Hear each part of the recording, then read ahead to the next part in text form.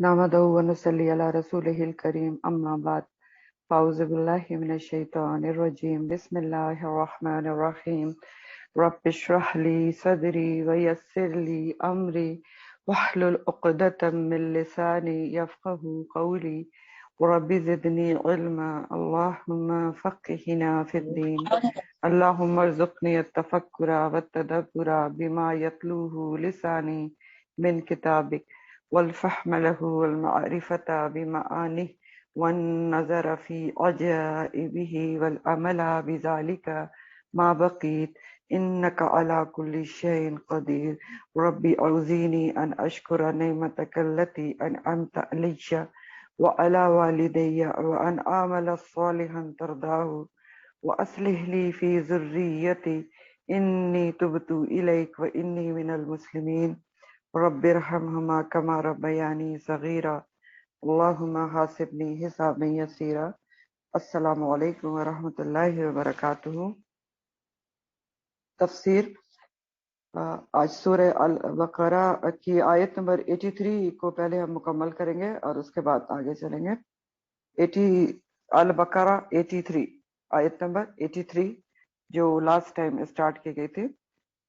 تھوڑا سا اس کا سم اپ کہ اللہ سبحانہ تعالیٰ نے ایک میثاق کا ذکر کیا کہ وَإِذْ أَخَذْنَا مِيثَاقَ بَنِي إِسْرَائِيلَ، کہ وہ وقت یاد کرو جب ہم نے ایک پختہ عہد لیا تھا بنی اسرائیل سے، لیکن یاد رہے کہ یہ پختہ عہد صرف بنی اسرائیل سے نہیں لیا گیا تھا، یہ تمام امتوں سے ان کے انبیاء کے ذریعے لیا گیا، اور ہمارے قرآن میں اور ہمارے لیے یہاں پر موجود ہے، تو یہ سب سے بڑھ کر یہ عہد ہم سے لیا گیا ہے جو یہاں پر بیان ہو رہا ہے۔ اس عہد معاہدے کا ایک ایک جو شق ہے وہ ہمارے اوپر بھی اپلیکیبل ہے، اور ہمارے لیے بھی یہی احکامات ہیں جو یاد دلائے جا رہے ہیں۔ تو پہلا عہد جو اللہ تعالیٰ نے جس کا ذکر کیا وہ اللہ کا حق ہے کہ لا تعبدون الا اللہ، نہیں تم عبادت کرو گے مگر صرف اللہ کی۔ توحید کا ذکر ہے، صرف ایک اللہ کی عبادت، کیونکہ اللہ کا حق سب سے ٹاپ پر ہے، اللہ ہمارا خالق ہے، سب کچھ دینے والا ہے۔ اور بالکل اپنے حق کے فوراً بعد اللہ سبحانہ تعالیٰ نے والدین کے حق کا ذکر کیا ہے، وَبِالْوَالِدَيْنِ، ماں باپ کے ساتھ احسان۔ احسان کی بات ہے، احسان عدل سے اوپر بڑھ کے۔ عدل نہیں ہے کہ جیسا کوئی وہ کر رہے ہیں تو آپ ویسا کریں گے، نہیں، اور چاہے والدین آپ کے ساتھ جو بھی کر رہے ہیں آپ نے اچھا ہی کرنا ہے، اچھا ہی کرنا ہے، اپنے حق سے بڑھ کے انہیں دینا ہے۔ اور بالکل سیم یہ حکم آگے 2-3 کیٹیگریز اور کے لیے بھی ہے۔ وَذِي الْقُرْبَى، قریبی رشتہ دار، خون کے رشتہ دار، ان کے ساتھ بھی آپ نے احسان کرنا ہے۔ برابری کا لیول نہیں ہے کہ انہوں نے میرے ساتھ یہ کیا تو میں یہ کروں گی۔ اور ویسے صلہ رحمی کی ڈیفینیشن جو حدیث بتاتی ہے وہ بھی یہی ہے، حدیث کے مطابق، کہ صلہ رحمی یہ نہیں ہے کہ تم اس کے ساتھ اچھا کرو جو تمہارے ساتھ اچھا کر رہا ہے، بلکہ صلہ رحمی یہ ہے کہ جو تمہارے ساتھ برا کرے تم اس کے ساتھ اچھا کرو، جو تمہارے ساتھ کاٹے تم اس کو جوڑو، تو احسان ہی ہو گیا نا۔ اور پھر اسی طرح جو ہمارے معاشرے کے کمزور طبقہ ہے، یتامہ والمساکین، ان کے ساتھ احسان بتایا گیا ہے کہ آپ اب اللہ تعالیٰ نے ہمیں یہ بتا دیا کہ آپ کا جن سے تعلق ہے ان کے ساتھ بھی احسان، جن سے آپ کا ڈائریکٹ کوئی تعلق نہیں ہے لیکن ایز اے معاشرے کے لوگ تعلق ہے ان کے ساتھ بھی احسان۔ تو اب آپ سوچ کے دیکھیں کہ اگر ہر آدمی، ہر مومن اس لیول پر آ جائے، احسان کے لیول پہ، تو ہمارے معاشرے کی کیا شکل ہوگی۔ تو بہت خوبصورت احکامات اور بہت غور طلب احکامات ہیں کہ ان سب کے ساتھ اچھا کرو۔ اور احسان کا ورڈ لا کے اللہ تعالیٰ نے کوئی گنجائش نہیں چھوڑی، ہمارے لیے کوئی ایکسکیوز نہیں چھوڑا کہ نہیں جی ہمارے ساتھ وہ نہیں کرتا تو ہم کیا کریں، ختم ہو گئی نا بات، فنشڈ۔ احسان کرنا ہے آپ نے، کوئی کچھ بھی کر رہا ہے آپ نے اچھا کرنا ہے۔ اور کرنا کیوں ہے آپ نے اچھا، یہ بہت امپورٹنٹ بات ہے، جو کیونکہ یہی چیز ہمارے آڑے آتی ہے کہ میں کیوں، تو اس لیے کہ میرے رب کا حکم ہے، حکم دیا جا رہا ہے نا، تو میرے رب کا حکم ہے کہ وہ بالوالدین احسانا وذی القربی والیتامی والمساکین، اس لیے کرنا ہے لیکن میں تو رب کی بات مانتی ہوں تو میں نے تو احسان کرنا ہی ہے ہر حال میں، کیا سامنے والا کوئی بھی کچھ بھی کر رہا ہے۔ تو یہاں تک ہم نے پڑھا تھا، اور آگے ایک اور حکم آ رہا ہے تو اس کو آگے کنٹینیو کرتے ہیں۔ وَقُولُوا لِلنَّاسِ حُسْنًا، ایک اور بہت ہی زبردست اللہ تعالیٰ ہدایت اور حکم دے رہے ہیں، سبھی کو دے رہے ہیں، اور کہو، وَقُولُوا، قول سے، لِلنَّاسِ، ناس ہر انسان کے لیے حسنا خوبصورت، ہر کسی کے لیے خوبصورت کہو، خوبصورت بولو. وقولوا للناس، حسنا کا لفظ حسن سے ہے، خوبصورت. تو وقولوا للناس، تمام ہی لوگوں سے اچھی بلی خوبصورت طریقے سے بات کرو، یہ حکم دیا جا رہا ہے. قولوا للناس حسنا، ہر تمام لوگوں سے اچھی بات کرو، اچھے طریقے سے بات کرو، خوبصورت طریقے سے. بات بھی اچھی ہو، لب و لہجہ اچھا ہو، الفاظ کا چناؤ اچھا ہو، بات کا متن یعنی کانٹینٹ، سبھی چیزیں اچھی ہوں. اور کانٹینٹ اچھا ہو یعنی جھوٹی بات نہ ہو، غلط نہ ہو، بےہودہ بات نہ ہو، فحش گوئی نہ ہو، یہ سب بھی نہ ہو. اور للناس کے الفاظ ہیں تمام ہی لوگوں سے، چاہے مسلم ہے یا غیر مسلم ہے، مومن ہے غیر مومن ہے، امیر ہے غریب ہے، کچھ بھی ہے. وَقُولُوا لِلنَّاسِ حُسْنًا، ہر کسی کے لیے زبان اور کلام دونوں اچھے ہونا چاہیے، زبان اور کلام دونوں اچھے ہونا چاہیے. زبان بھی میٹھی ہو اور الفاظ کا چناؤ بھی بہت ہی خوبصورت ہو.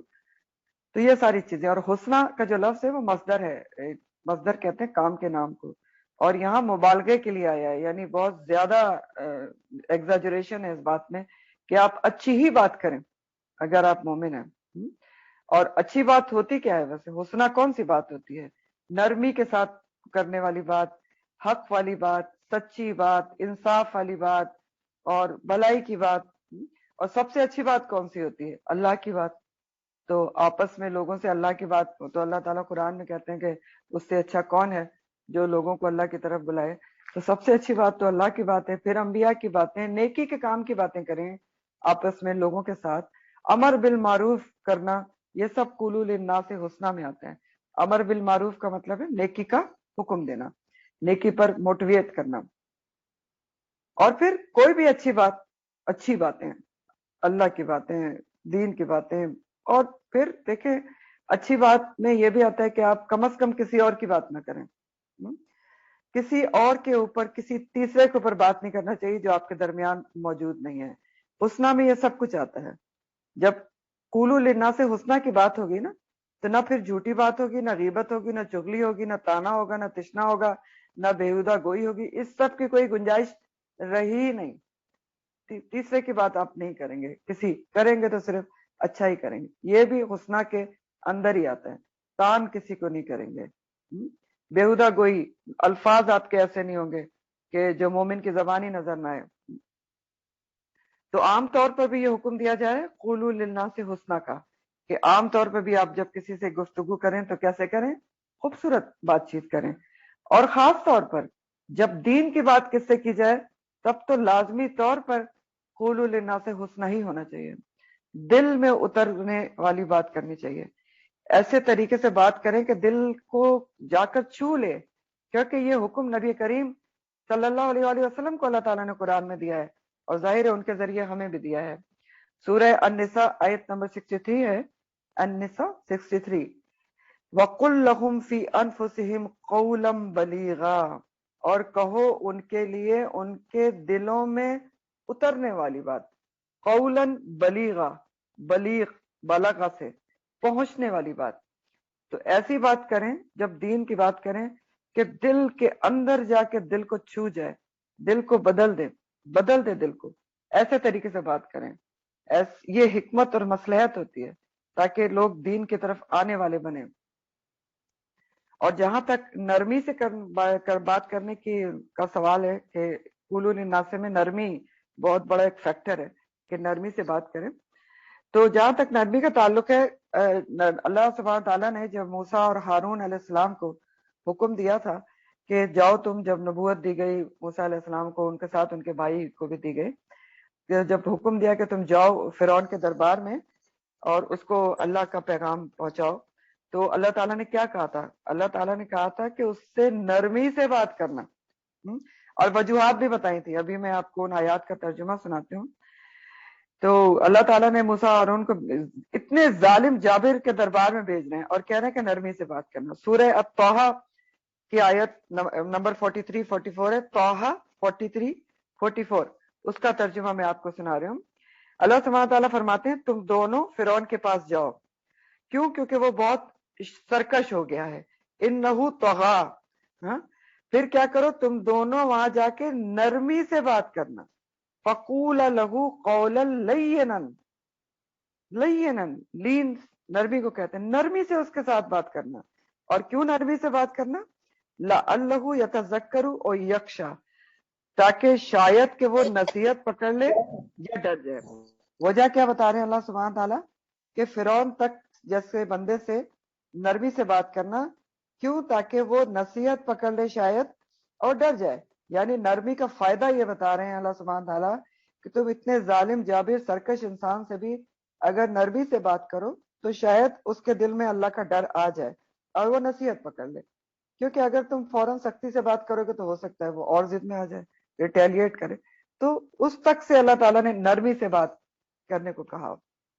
تو پھر قولن للناس کا جو سبق ہے نا, اس میں پھر بہت کچھ آ جاتا ہے کہ انسان کا لب و لہجہ بھی اچھا ہو اور الفاظ بھی اچھے ہوں, سچی بات ہو, جھوٹی بات نہ کریں, لوگوں کو ہنسانے کے لیے بھی خلاف شریعت بات نہ کی جائے, جھوٹ نہ بولے جائے, چہرے کے تاثرات بھی اچھے ہوں بات کرتے وقت.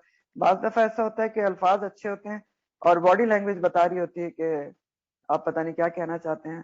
تو یہ بھی نہیں ہونا چاہیے, چہرے کے تاثرات بھی اچھے ہونا چاہیے اور چیخ چلا کر بات نہیں کرنا چاہیے, بہت اچھے لہجے میں ایک مناسب آواز میں کرنا چاہیے. طنزیہ گفتگو نہیں ہونا چاہیے, چبھنے والی بات نہیں ہونا چاہیے, اور کبھی بھی یہ طریقہ نہیں ہونا چاہیے کہ بات طنز سے شروع ہو کہ اچھا تم نے یہ کیا. اور پھر بہت پرتکلف الفاظ بھی نہیں ہونا استعمال کرنا چاہیے. ایسے الفاظ استعمال کریں جو آسانی سے سمجھ میں آ جائیں, سامنے والے کے لیول پر آ کر بات کرنا چاہیے.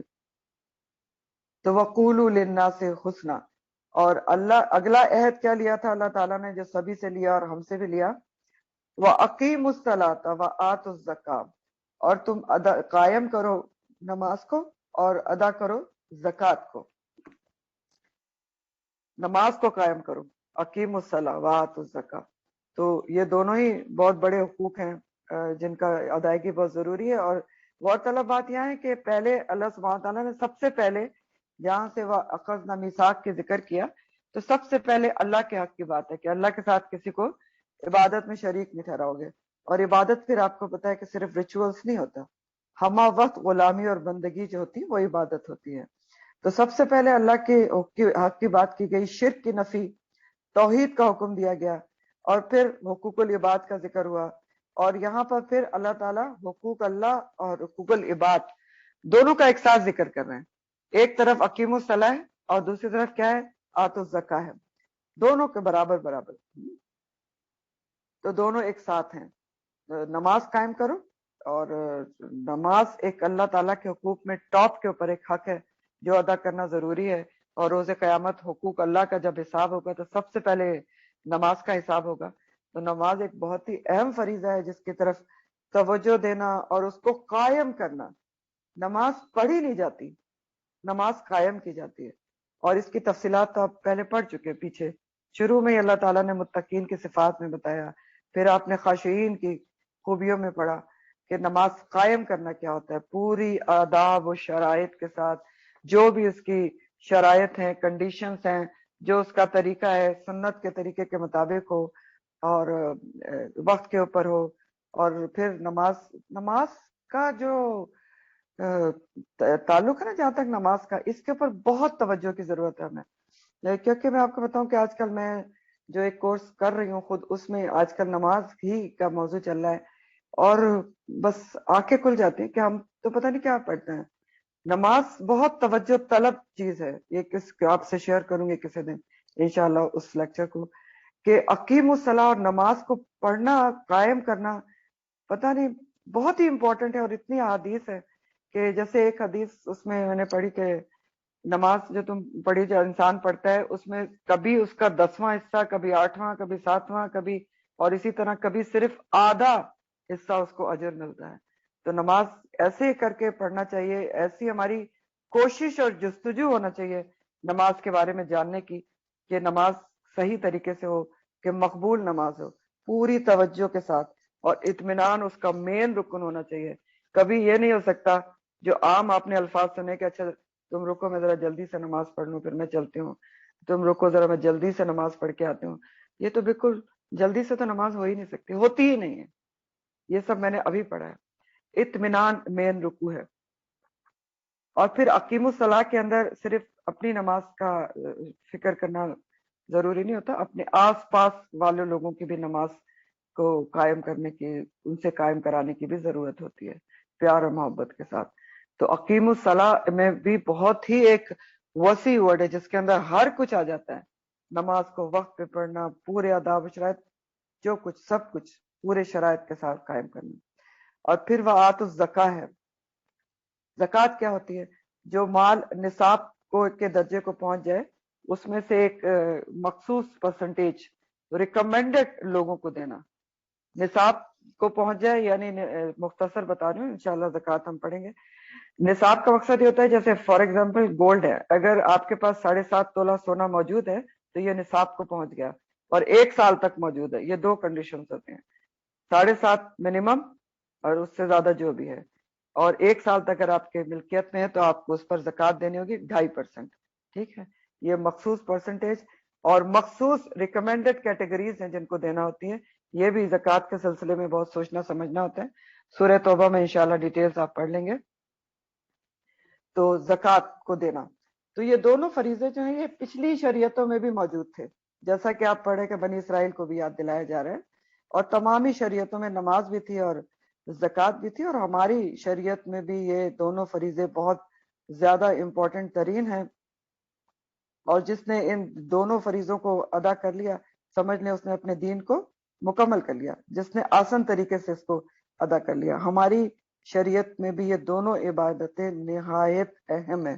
ان دونوں میں سے کسی ایک کا بھی انکار یا اس سے اعراض نہیں برتا جا سکتا، اگنور نہیں کیا جا سکتا، نہ اقیم الصلاح کا اور نہ ہی آت الزکا کو. اور نماز کے بارے میں تو بہت حدیث آپ سنتے ہیں، سنی ہے اور پڑھی ہیں آپ نے. ایک حدیث صرف میں یہاں پر کوٹ کروں گی، مسلم و بخاری کی حدیث کے مطابق نماز مومن اور کافر میں فرق کرنے والی ہے. بس اگر یہی ہم یاد رکھ لیں، مومن اور کافر میں فرق کرنے والی ہے. اور جہاں تک زکوٰۃ کا تعلق ہے، حضرت ابوبکر صدیق جب خلیفہ تھے تو انہوں نے اپنے زمانے میں ایک جگہ پر لوگ زکوٰۃ نہیں دے رہے تھے، بہت سمجھایا، نہیں سمجھا تو ان کے خلاف انہوں نے جہاد کیا تھا کہ وہ اللہ کے حکم پر عمل نہیں کرتے. اتنا بڑا یہ فریضہ ہے زکوٰۃ ادا کرنا بھی.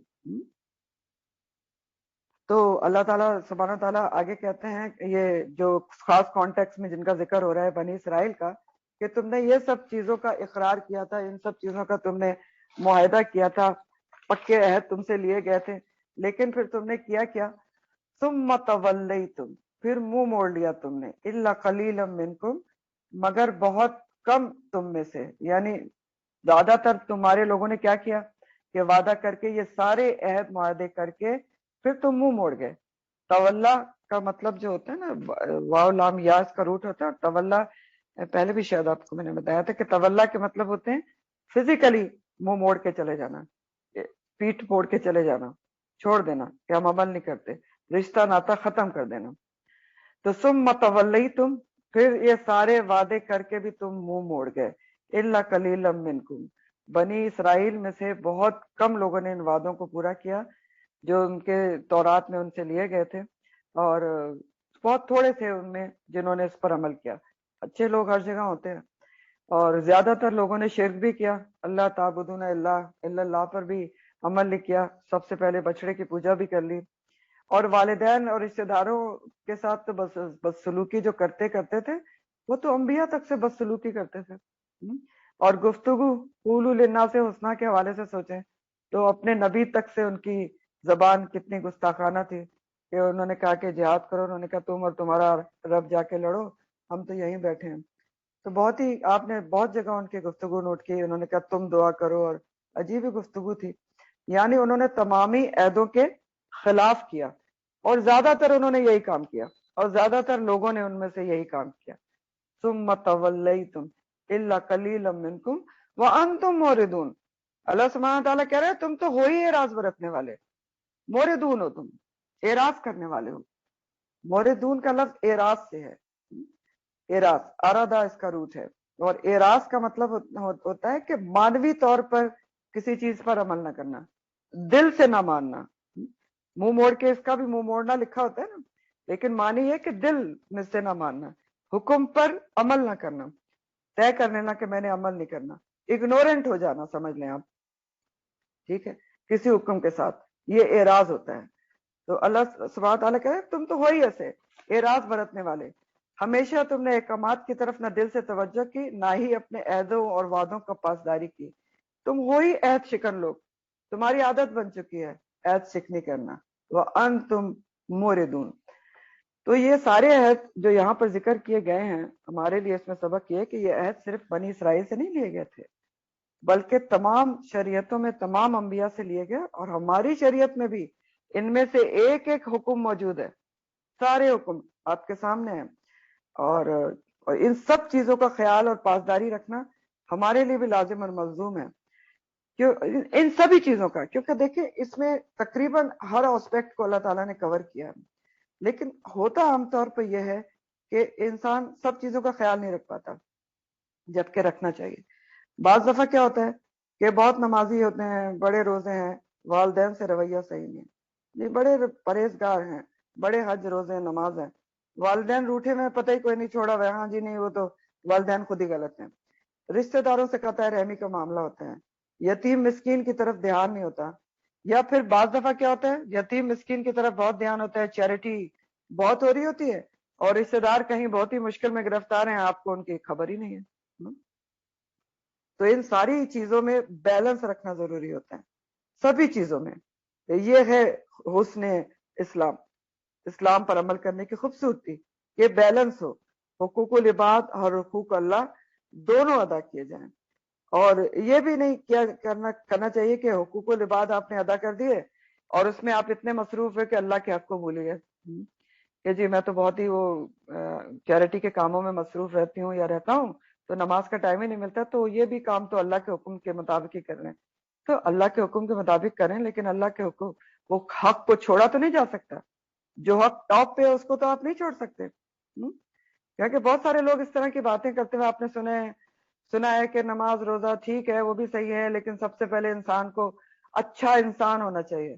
تو ضرور ہونا چاہیے اچھا انسان, تو اچھا انسان کیا کبھی ایسا ہو سکتا ہے جو اللہ کا حق ہی نہ ادا کرے؟ نہیں ہو سکتا نا.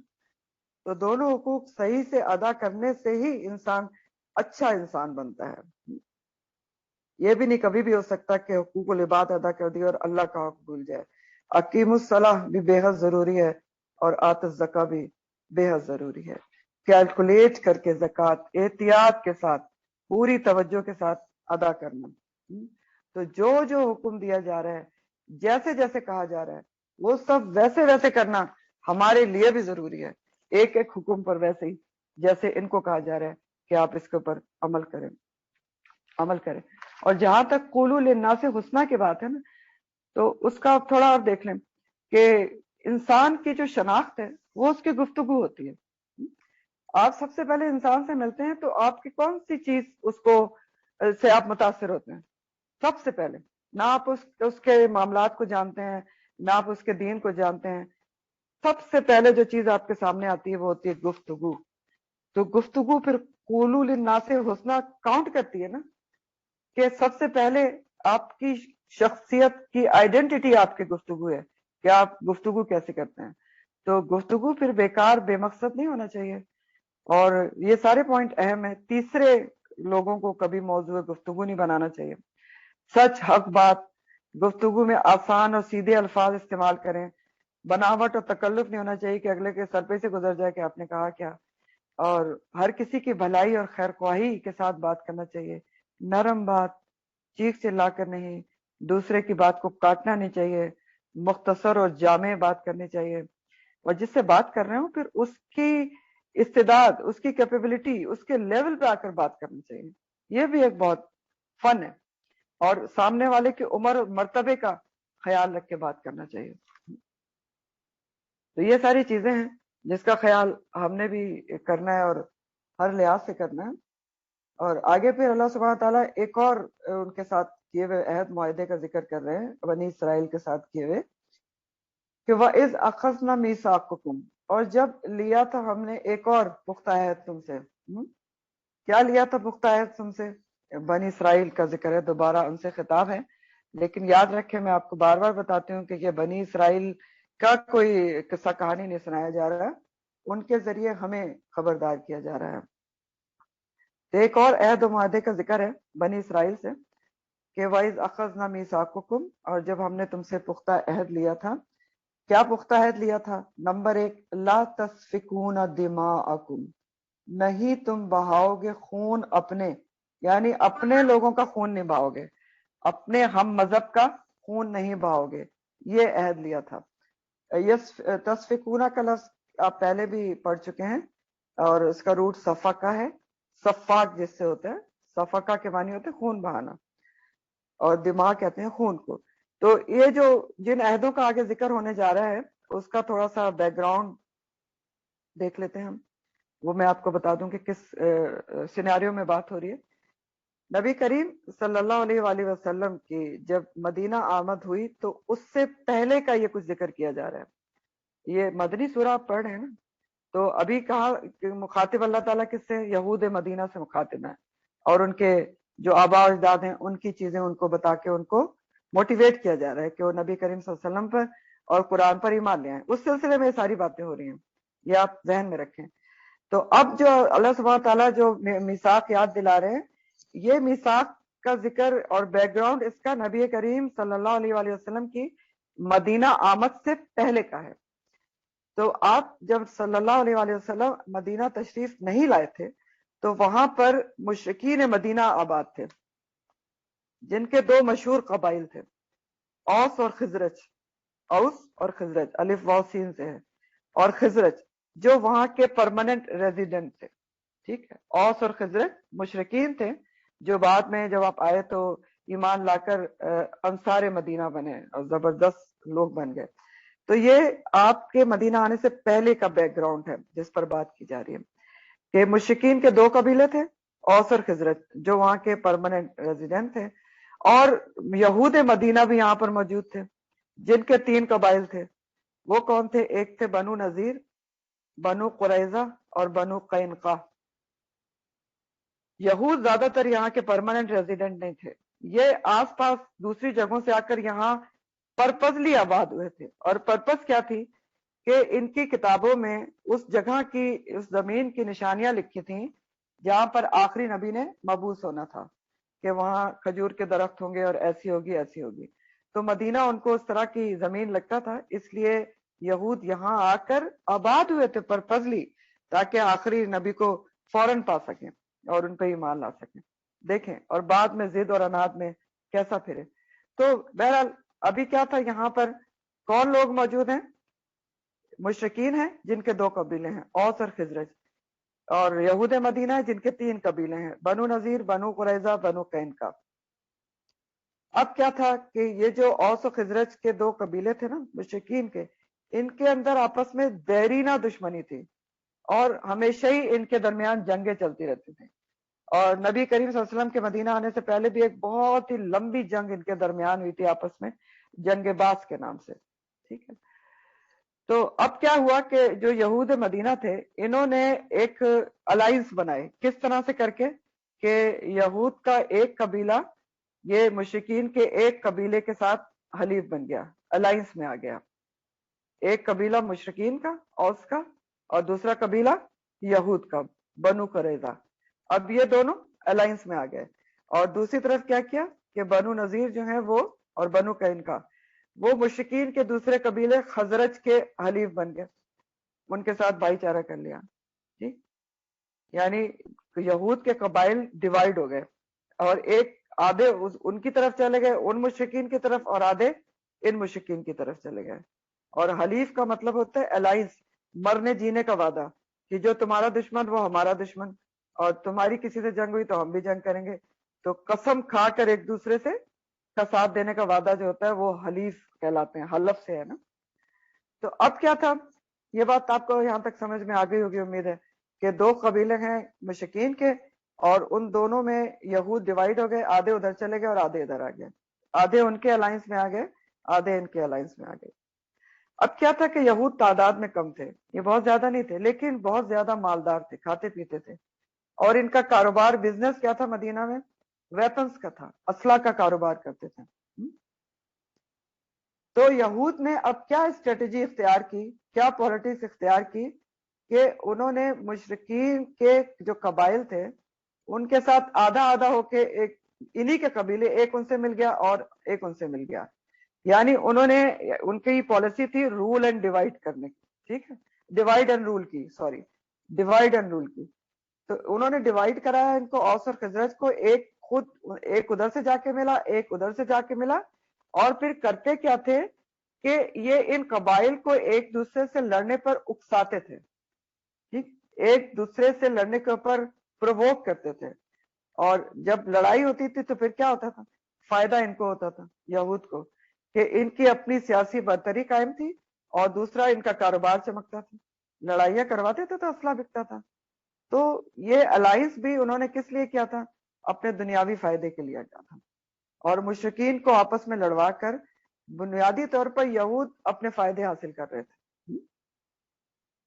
तो अब ये बैकग्राउंड था इनका। तो अब अहदों की तरफ आए कि अल्लाह ताला किन अहदों की बात कर रहे हैं, कि इनसे क्या अहद लिए गए थे। यहूद मदीना का जो अल्लाह ताला अहद याद दिला रहे हैं, ये 4 अहद थे जो अल्लाह सुब्हान ताला ने उनसे लिए थे। और कहां पर लिए थे, तौरात में लिए गए थे उनसे। वो 4 अहद क्या थे, कि नंबर 1 जो आपके सामने है, जो अल्लाह ताला याद दिला रहे हैं यहूद को, कि वही ज़खस्ना मीसाकुम ला तस्फिकूना दिमाउकुम, कि तुम अपने लोगों का खून निभाओगे, यानी अपने हम मजहब का खून नहीं बहाओगे। यहूद का खून नहीं बहाएगा। नंबर 2, वला तुखरिजूना अनफुसकुम मिन दियारिकुम, और नहीं तुम निकालोगे अपने नफ्सों को, यानी अपने लोगों को, अपने हम मजहब को, मिन दियारिकुम, उनके घरों से। दियार जो है वो दार की जमा है, घर को कहते हैं। उनके घरों से नहीं निकालोगे। और 2 और भी आयत थे जो आगे जिक्र आ रहे हैं, मैं आपको इकट्ठा चारों बता देती हूँ। 2 ये हो गए। तीसरा अहद था कि तुम उन जुल्म और जाती नहीं करोगे। निकालने से मतलब ये कि जिला वतन नहीं करोगे। पहला अहद का खून नहीं बहाओगे अपने हमवतनों का। दूसरा ये कि वला तुखरिजूना अनफुसकुम मिन दियारिकुम, उनके घरों से नहीं निकालोगे, यानी उनको लूट मार करके नहीं निकालोगे, उनको जिला वतन नहीं करोगे। तीसरा अहद ये लिया गया था उनसे, उनकी तौरात में, उनकी शरीयत के जरिए, उनके नबी के जरिए, कि जुल्म और ज्यादती पर किसी की मदद नहीं करेंगे। यानी जुल्म और ज्यादती किसी पर भी हो रही हो, और खास तौर पर अपने हम वतन पर हो रही हो, तो किसी अपोजिट पार्टी की मदद नहीं करेंगे। तीसरा आयत समझ लें कि जुल्म और ज्यादती जहां भी हो रही होगी, तो जो जुल्म और ज्यादती करने वाला होगा उसकी तुम मदद नहीं करोगे, और खास तौर पर अपने हमवतनों के खिलाफ नहीं करोगे, अपने हम मजहबों के खिलाफ नहीं करोगे। और चौथा अहद यह था कि फिदिया देकर अपने कैदियों को छुड़ाया करेंगे। चौथा अहद क्या था, कि अगर कभी किसी तरह से किसी से भी जंग हुई, तो तुम्हारे लोग अगर वहां कैदी बन जाएं, तो तुम उनको छोड़ के भूल के बैठ नहीं जाओगे, उनको फिदिया देकर छुड़ाओगे। तो ये 4 अहद उनसे लिए गए थे। एक दूसरे का खून निभाएंगे, अपने हमवतन का खून नहीं करेंगे, अपने हमवतन को जिला वतन नहीं करेंगे, जुल्म और ज्यादती नहीं होने देंगे, और अगर हम वतन, हम मजहब कैदी बन जाएगा तो उसको फिदिया देकर छुड़ाएंगे। क्लियर हो गया। और ये 4 अहद बनी इसराइल से तौरात के जरिए उनसे लिए गए थे, उनके नबी के जरिए लिए गए थे। और अल्लाह सुब्हानहू व तआला फरमा रहे कि सुम्मा अक़ररतुम, फिर तुमने इकरार भी किया था, वो अंतुम तशहदून, और तुम गवाह भी हो। यानी इन सारे अहदों को मानने का, उन पे अमल करने का तुमने इकरार किया था, अपने नबी से इकरार किया था कि हम इनको मानेंगे, अल्लाह के अहकामात को। और अंतुम तशहदून, तुम गवाह हो, तुम्हारे दिल गवाह हैं कि तुमने ये इकरार किया था कि हम चीजों पर अमल करेंगे। तो अब जरा आप अल्फाज देखें कि क्या क्या आए हैं, कितने जबरदस्त पुख्ता आयत थे। मिसाक का लफ्ज आया है कि पुख्ता आयत, इकरार का लफ्ज आया है, और गवाही, तुम गवाह। अकरर तुम का लफ्ज का रूट जो है ना, करर है, करार, रुक जाना। तो जब इंसान किसी चीज का इकरार करता है तो उस बात पे रुक जाता है और मान जाता है। और तशहदून का लफ्ज जो शहीदा से है, गवाही देना। तो अल्लाह सुब्हानहू ताला कह रहे हैं तुमने इनको माना था, तुम इन अहदों को तुमने किया था, तुमने इनको पक्का पूरा करने का वादा किया था, तुम इसके ऊपर गवाह भी हो, तुम्हारे दिल जानते हैं, तुम्हारे नबी गवाह हैं। लेकिन फिर होता क्या था, तुम करते क्या थे? करते क्या थे ये, कि जब मुशरिकीन के कबाइल औस और खजरज, जिनकी आपस में दुश्मनी थी, ان میں جب آپس میں لڑائی ہوتی تو یہود قبائل بھی آمنے سامنے آ جاتے ہیں میدان جنگ میں، الائنس ہونے کی وجہ سے نا، ایک ادھر ہے ایک ادھر ہے، تو اب اوس و خزرج سامنے آئے تو یہ بھی آمنے سامنے ایک دوسرے کے اپوزٹ آ جاتے تھے۔ اور یاد رہے کہ یہ جو الائنس ہے نا، یہ بھی انہوں نے دنیاوی فوائد کے لیے، جیسے میں نے آپ کو بتایا، یہ کوئی انہوں نے اس لیے نہیں کیا تھا کہ اس میں کوئی اخروی فائدہ تھا یا کوئی اور چیز تھی، آپس میں بٹ گئے تھے اور اپنے اپنے دوسرے قبائل کے ساتھ الائنس کر لیا تھا اپنے ہی لوگوں کے خلاف دنیاوی فوائد حاصل کرنے کے لیے، کہ یہ لڑتے رہیں گے، ہمارا اسلحہ بکتا رہے گا، ہماری برتری حاصل رہی تھی۔ جبکہ اللہ سبحانہ تعالیٰ چاہتے کیا تھے اور ہمیشہ کیا چاہتے ہیں کہ انسان اپنے جو ہم مذہب ہوتے ہیں، جو اہل ایمان ہوتے ہیں، وہ اپنے آپس میں اتحاد رکھیں، ایک امت بن کے رہیں۔ یہ ان سے بھی اللہ تعالیٰ چاہتے تھے، اپنے وقت کے اہل ایمان تھے نا، کہ یہ بجائے یہود کا، بجائے مشرکین کا ساتھ دینے کے، ان سے الائنس کرنے کے، اپنے آپس میں ایک دوسرے کے ساتھ الائنس رکھیں، نہ کہ یہ ایک دوسرے کے خلاف آ جاتے تھے۔ تو بالکل یہ آپ اس کو آج کل کے حساب سے سمجھ سکتے ہیں نا، جیسے ہمارے لیے بھی تو یہی حکم ہے نا کہ امت مسلمہ جو ہے اس کو ایک امت کی طرح رہنا چاہیے۔ مسلم اور بخاری کی حدیث کا مفہوم ہے نا کہ تمام اہل ایمان صلہ رحمی میں اور ایک دوسرے کے ساتھ محبت میں اور ان سب رحم میں، ان سب چیزوں میں ایک جسم کی طرح ہیں، کہ ایک اس کو تکلیف ہوتی ہے تو سارا جسم اس کی تکلیف محسوس کرتا ہے اور بخار میں تپنے لگتا ہے۔ لیکن مسلمان بھی آج کیا کر رہے ہیں؟ کیا ایک دوسرے کا ساتھ دے رہے ہیں؟ جہاں اپنا بینیفٹ نظر آتا ہے وہاں پر الائنس کر لیتے ہیں۔ تو اس آج کل کے حالات سے آپ بہت اچھی طرح اس وقت کے حالات سمجھ سکتے ہیں۔ آج کل کے حالات دیکھ لیں نا، افسوس اور دکھ کے ساتھ یہی ہو رہا ہے، مسلمان کنٹری اس کے ساتھ الائنس کر لیتا ہے جو اپنے مسلمان کنٹری کے خلاف ہی ہوتا ہے، لیکن جہاں اپنا فائدہ ہوتا ہے۔ تو بالکل سیم یہ یہود نے بھی کیا ہوا تھا۔ تو اب کیا ہوتا تھا کہ جب جنگ ہوتی تھی اوس و خزرج کی، تو یہود بھی ایک دوسرے کے سامنے ہوتے تھے الائنس میں ہونے کی وجہ سے۔ تو جنگ کے دوران اگر یہود کے سامنے اپنا یہود ہم مذہب آ جاتا تھا دوسری طرف سے، یہ اس کو بے درے قتل کر دیتے تھے، جبکہ حکم کیا تھا؟ لا تسفکون دماءکم، ٹھیک، قتل کر دیتے تھے۔ دوسرا کام کیا کرتے تھے؟ جب جنگ و جدال ہو رہی ہوتی تھی تو اس میں پرانے زمانے میں تو لوٹ مار بھی بہت کھلم کھلا ہوتی تھی، اپوزٹ پارٹی کے گھروں میں گھس جاتے تھے، تو یہ اپنے ہی یہود کے گھروں میں گھس کر لوٹ مار کر کے ان کو گھروں سے نکال کے ان کے مال و دولت پر قبضہ کر لیتے تھے اور جلا وطن تک کر دیتے تھے الائنس میں اپنے ان کے ساتھ، مشرکین کے ساتھ آ کے۔ تو دوسرے حکم کے بھی خلاف ہو گیا، وَلَا تُخْرِجُونَ أَنفُسَكُم مِّن دِيَارِكُمْ۔ اور کیا کرتے تھے کہ جب ان کے لوگ جو ہیں وہ قیدی بن کر آ جاتے تھے نا، سامنے آ جاتے تھے اس میں، تو فدیہ دے کر چھڑا لیتے تھے۔ تو یہاں پر یعنی تین کام یہ اللہ کے حکم کے بالکل مخالف کرتے تھے۔ چوتھا آخری کام کہ جب ان کا کوئی قیدی، جیسے اب یہاں پر بنو نذیر ہے، اب بنو نذیر کے جو کچھ یہود کا قبیلہ، ان کے کچھ لوگ جب اپوزٹ پارٹی کے ساتھ قیدی بن گئے، جنگ میں ایسے ہی ہوتا ہے نا، کچھ قتل ہوتے ہیں کچھ قیدی، تو جب جنگ ختم ہوتی تھی تو صرف چوتھے اللہ کے حکم پر عمل کرنے کے لیے ضرور مستعد ہو جاتے تھے اور جا کر فدیہ دے کر ان کو چھڑا لیتے تھے، صرف آخری حکم کے اوپر، ورنہ باقی تین احکامات کے بالکل خلاف کر رہے ہوتے تھے۔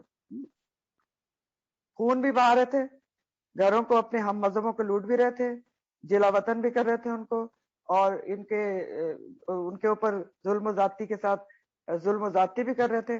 لیکن جو صرف چوتھا حکم تھا اس میں یہ کیا کرتے تھے کہ جب وہ ان کے کوئی اپنے بندے، جیسے بنو نذیر کا کوئی بندہ اپوزٹ پارٹی میں قیدی بن جاتا تھا، تو صرف یہ آخری کام اللہ کے عہد کے مطابق کرتے تھے اور جا کر اس کو چھڑا لیتے تھے فدیہ دے کر۔ اور جب ان سے کہا جاتا تھا کبھی کہ تم تین کام تو، کوئی بھلا آدمی، ان کا بھلے آدمی ہر جگہ ہوتے ہیں نا، کہتا تھا کہ تین کام تو تم کھلم کھلا اللہ کی مرضی کے خلاف کر رہے ہو، اور صرف چوتھا جو ہے وہ تم اللہ کی مرضی کے حکم کے مطابق کر رہے ہو کہ قیدیوں کو فدیہ دے کر چھڑا لیتے ہو۔ تو جواب یہ دیتے تھے کہ ٹھیک ہے، اب ہم اپنے حلیف کو جس کے ساتھ الائنس میں ہے اس کو رسوا بھی تو نہیں کر سکتے۔ لیکن اصل مسئلہ یہ تھا کہ یہ چوتھا کام بھی جو فدیہ دے کر یہ اپنے قیدیوں کو چھڑاتے تھے، یہ بھی اللہ کے حکم کے لیے نہیں کر رہے تھے، یہ بھی یہ ریاکاری اور نمائشی طور پر کرتے تھے۔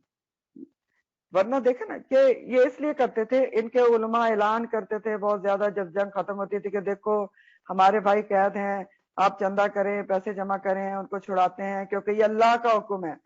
تو یہ سب یہ کیوں کر رہے تھے؟ کہ لوگوں کو یہ امپریشن دینے کے لیے کہ ہم اللہ کے احکامات پہ بہت عمل کرنے والے ہیں. اللہ نے تورات میں حکم دیا ہے کہ قیدیوں کو چھڑاؤ، تو ہم چھڑانا چاہتے ہیں. اب ٹوٹل ریاکاری تھی اور ہیلا سازی تھی. اللہ سبحانہ تعالیٰ کے ساتھ ہیلا سازی تھی نا، کہ 3 حکم کی کھلم کھلا خلاف ورزی، کہ آپ ان کو قتل بھی کر رہے ہیں، ان کو گھروں سے بھی نکال رہے ہیں، اپنے بھائیوں کے خلاف دشمن کے ساتھ مل کر چڑھائی بھی کر رہے ہیں، سب کچھ کر رہے ہیں. لیکن صرف چوتھا حکم جو ہے اس کو مان رہے ہیں آپ، کہ آپ اس کے اوپر کر رہے ہیں. اور اسی چیز کا ذکر اللہ تعالیٰ آگے کر بھی رہے ہیں کہ یہ جو یہود کی ساری بد کرداریاں ہیں نا، ان کی خلاف ورزیاں ہیں، اسی کیریکٹر کو ان کے اللہ سبحانہ تعالیٰ واضح کر رہے ہیں، ہائی لائٹ کر رہے ہیں کہ دیکھو تم کرتے کیا ہو. اور ہائی لائٹ کیوں کر رہے ہیں؟ ہمیں سمجھانے کے لیے کہ ان لوگوں نے اللہ کی آیات کو، اللہ کے احکامات کو، اللہ تعالیٰ کی شریعت کا مذاق بنایا ہوا تھا، کہ جس حکم پر دل چاہتا تھا اس پر عمل کر رہے تھے، جس پر جو آسان لگتا تھا، جہاں پر ریاکاری تھی، جہاں نمود و نمائش تھی، اس پر تو تم عمل کر لیتے ہو. اور جہاں پر تمہارا مفاد آڑے آ رہا ہوتا ہے، دنیا کے فائدے تمہارے داؤ پہ لگ رہے ہوتے، تو وہاں تم اللہ کے سارے احکامات کو اگنور کر دیتے ہو، مین 3 احکامات کو اگنور کر دیتے ہو. تو ان کے عمل کے اندر بہت بڑی کنٹراڈکشن تھی، عمل میں، قول اور فعل میں. تو اسی ان کے کردار کو ہائی لائٹ کیا جا رہا ہے.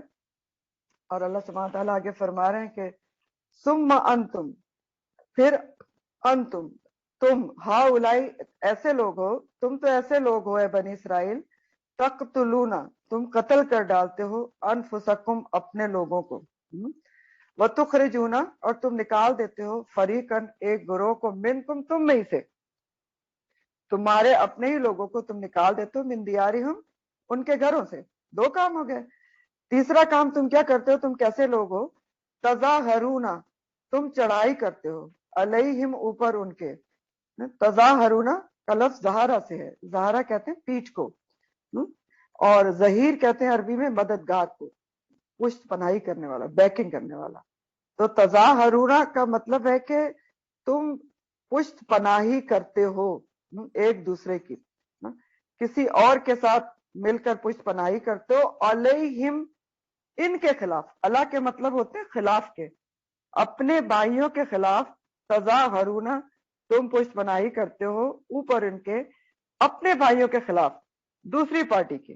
جیسا میں نے آپ کو سمجھایا کہ یہ اپنے بھائیوں کے خلاف ہی چڑھائی کرتے تھے دوسروں کے ساتھ مل کے. تظاہرون، تم غلبہ پاتے ہو، تم چڑھائی کرتے ہو، علیہم، اوپر ان کے، اپنے بھائیوں کے اوپر، اپنے بھائیوں کے خلاف، اور دوسری مشرکین کے ساتھ مل کے. یہ تیسرا کام تم کر رہے ہو اللہ کے حکم کے خلاف. اور اس کام میں کیا ہے؟ بالاسمی، 7 گناہ کے، والعدوان، اور زیادتی کے. یعنی یہ جو تم سارے کام کر رہے ہو کہ اللہ کے حکم کے خلاف قتل بھی کر رہے ہو اپنے نفسوں کو، ان کے گھروں سے بھی نکال رہے ہو، ان کے خلاف دشمن کے ساتھ مل کے ان کے اوپر چڑھائی بھی کر رہے ہو، تو اس کام میں تو گناہ بھی ہے، اسم ہے. اسم کا لفظ جو ہے وہ عام طور پر گناہ کے لیے استعمال ہوتا ہے.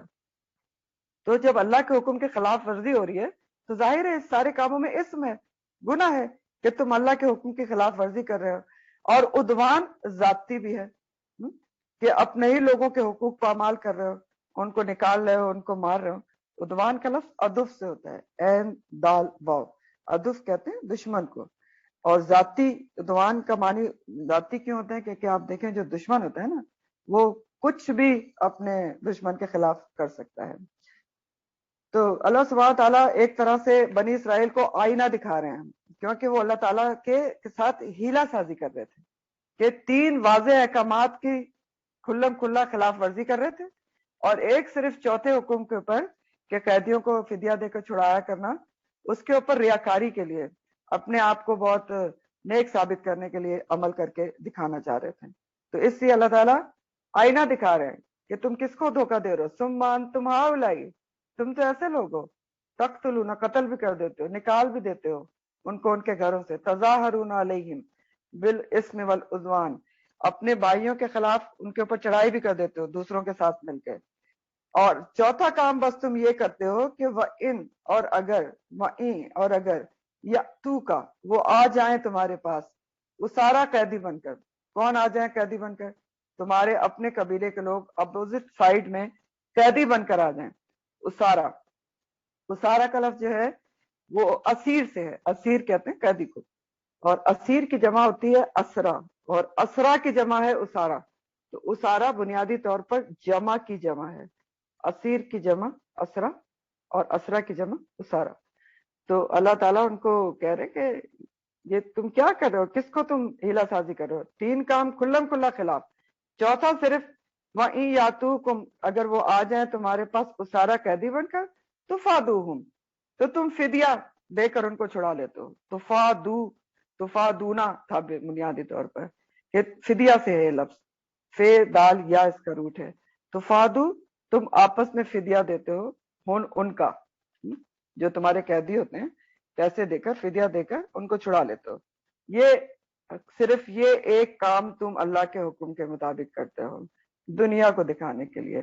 وہ ہوا، اور حالانکہ وہ محرم حرام کیا گیا تھا تم پر، علیکم تم پر، کیا اخراجہم، نکالنا ان کا. یعنی تم پر تو پہلے ان کا خون بہانا، ان کو گھروں سے نکالنا، یہ سبھی کچھ حرام کیا گیا تھا. تو اگر تم اللہ کے احکامات کو مانتے تو یہ نوبت ہی نہیں آتی کہ تم آمنے سامنے آتے اور جنگ میں وہ تمہارے آتے اور تم ان کو قیدی بناتے ہو، پھر فدیہ دینا پڑتا. اگر تم اللہ تعالیٰ کے سارے احکامات کو پر عمل کر رہے ہوتے، شریعت کے سارے احکامات کو مانتے، تو فدیہ کی نعمت ہی نہیں آتی. نہ زیادتی ہوتی، نہ عدوان ہوتا، نہ جنگ ہوتی، نہ آمنے سامنے ہوتے، اور نہ فدیہ کی نوبت آتی. تو تم کس کو دھوکہ دے رہے ہو؟ افتؤمنون، کیا پھر تم ایمان لاتے ہو ببعض الکتاب، ساتھ کتاب کے بعض حصے کے، وتکفرون، اور انکار کر دیتے ہوئے بعض اور بعض کے. اللہ سبحانہ تعالیٰ کہہ رہے ہیں کہ کس کو تم دھوکہ دے رہے ہو؟ کتاب کے بعض احکامات پر تم عمل کر رہے ہو. افتؤمنون ببعض الکتاب وتکفرون، اور انکار کر دیتے ہو ببعض، کتاب کے بعض حصے کے.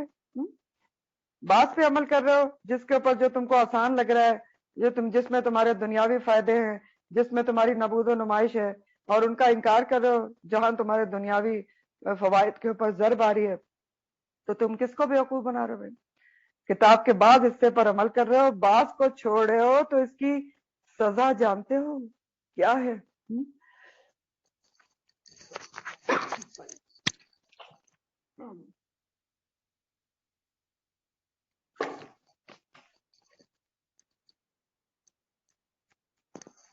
تو اللہ سبحانہ تعالیٰ فرما رہے ہیں کہ تم جو یہ سارے کام کر رہے ہو، کہ صرف ایک حکم کے اوپر دکھاوے کے لیے عمل کر رہے ہو، تو تم سارے باقی احکامات کے کھلم کھلا چھوڑ رہے ہو. تو اس کتاب کے بعد حصے پر عمل کر رہے ہو، بعض کو اپنی خواہش کے مطابق چھوڑ رہے ہو، تو اس کی سزا جانتے ہو.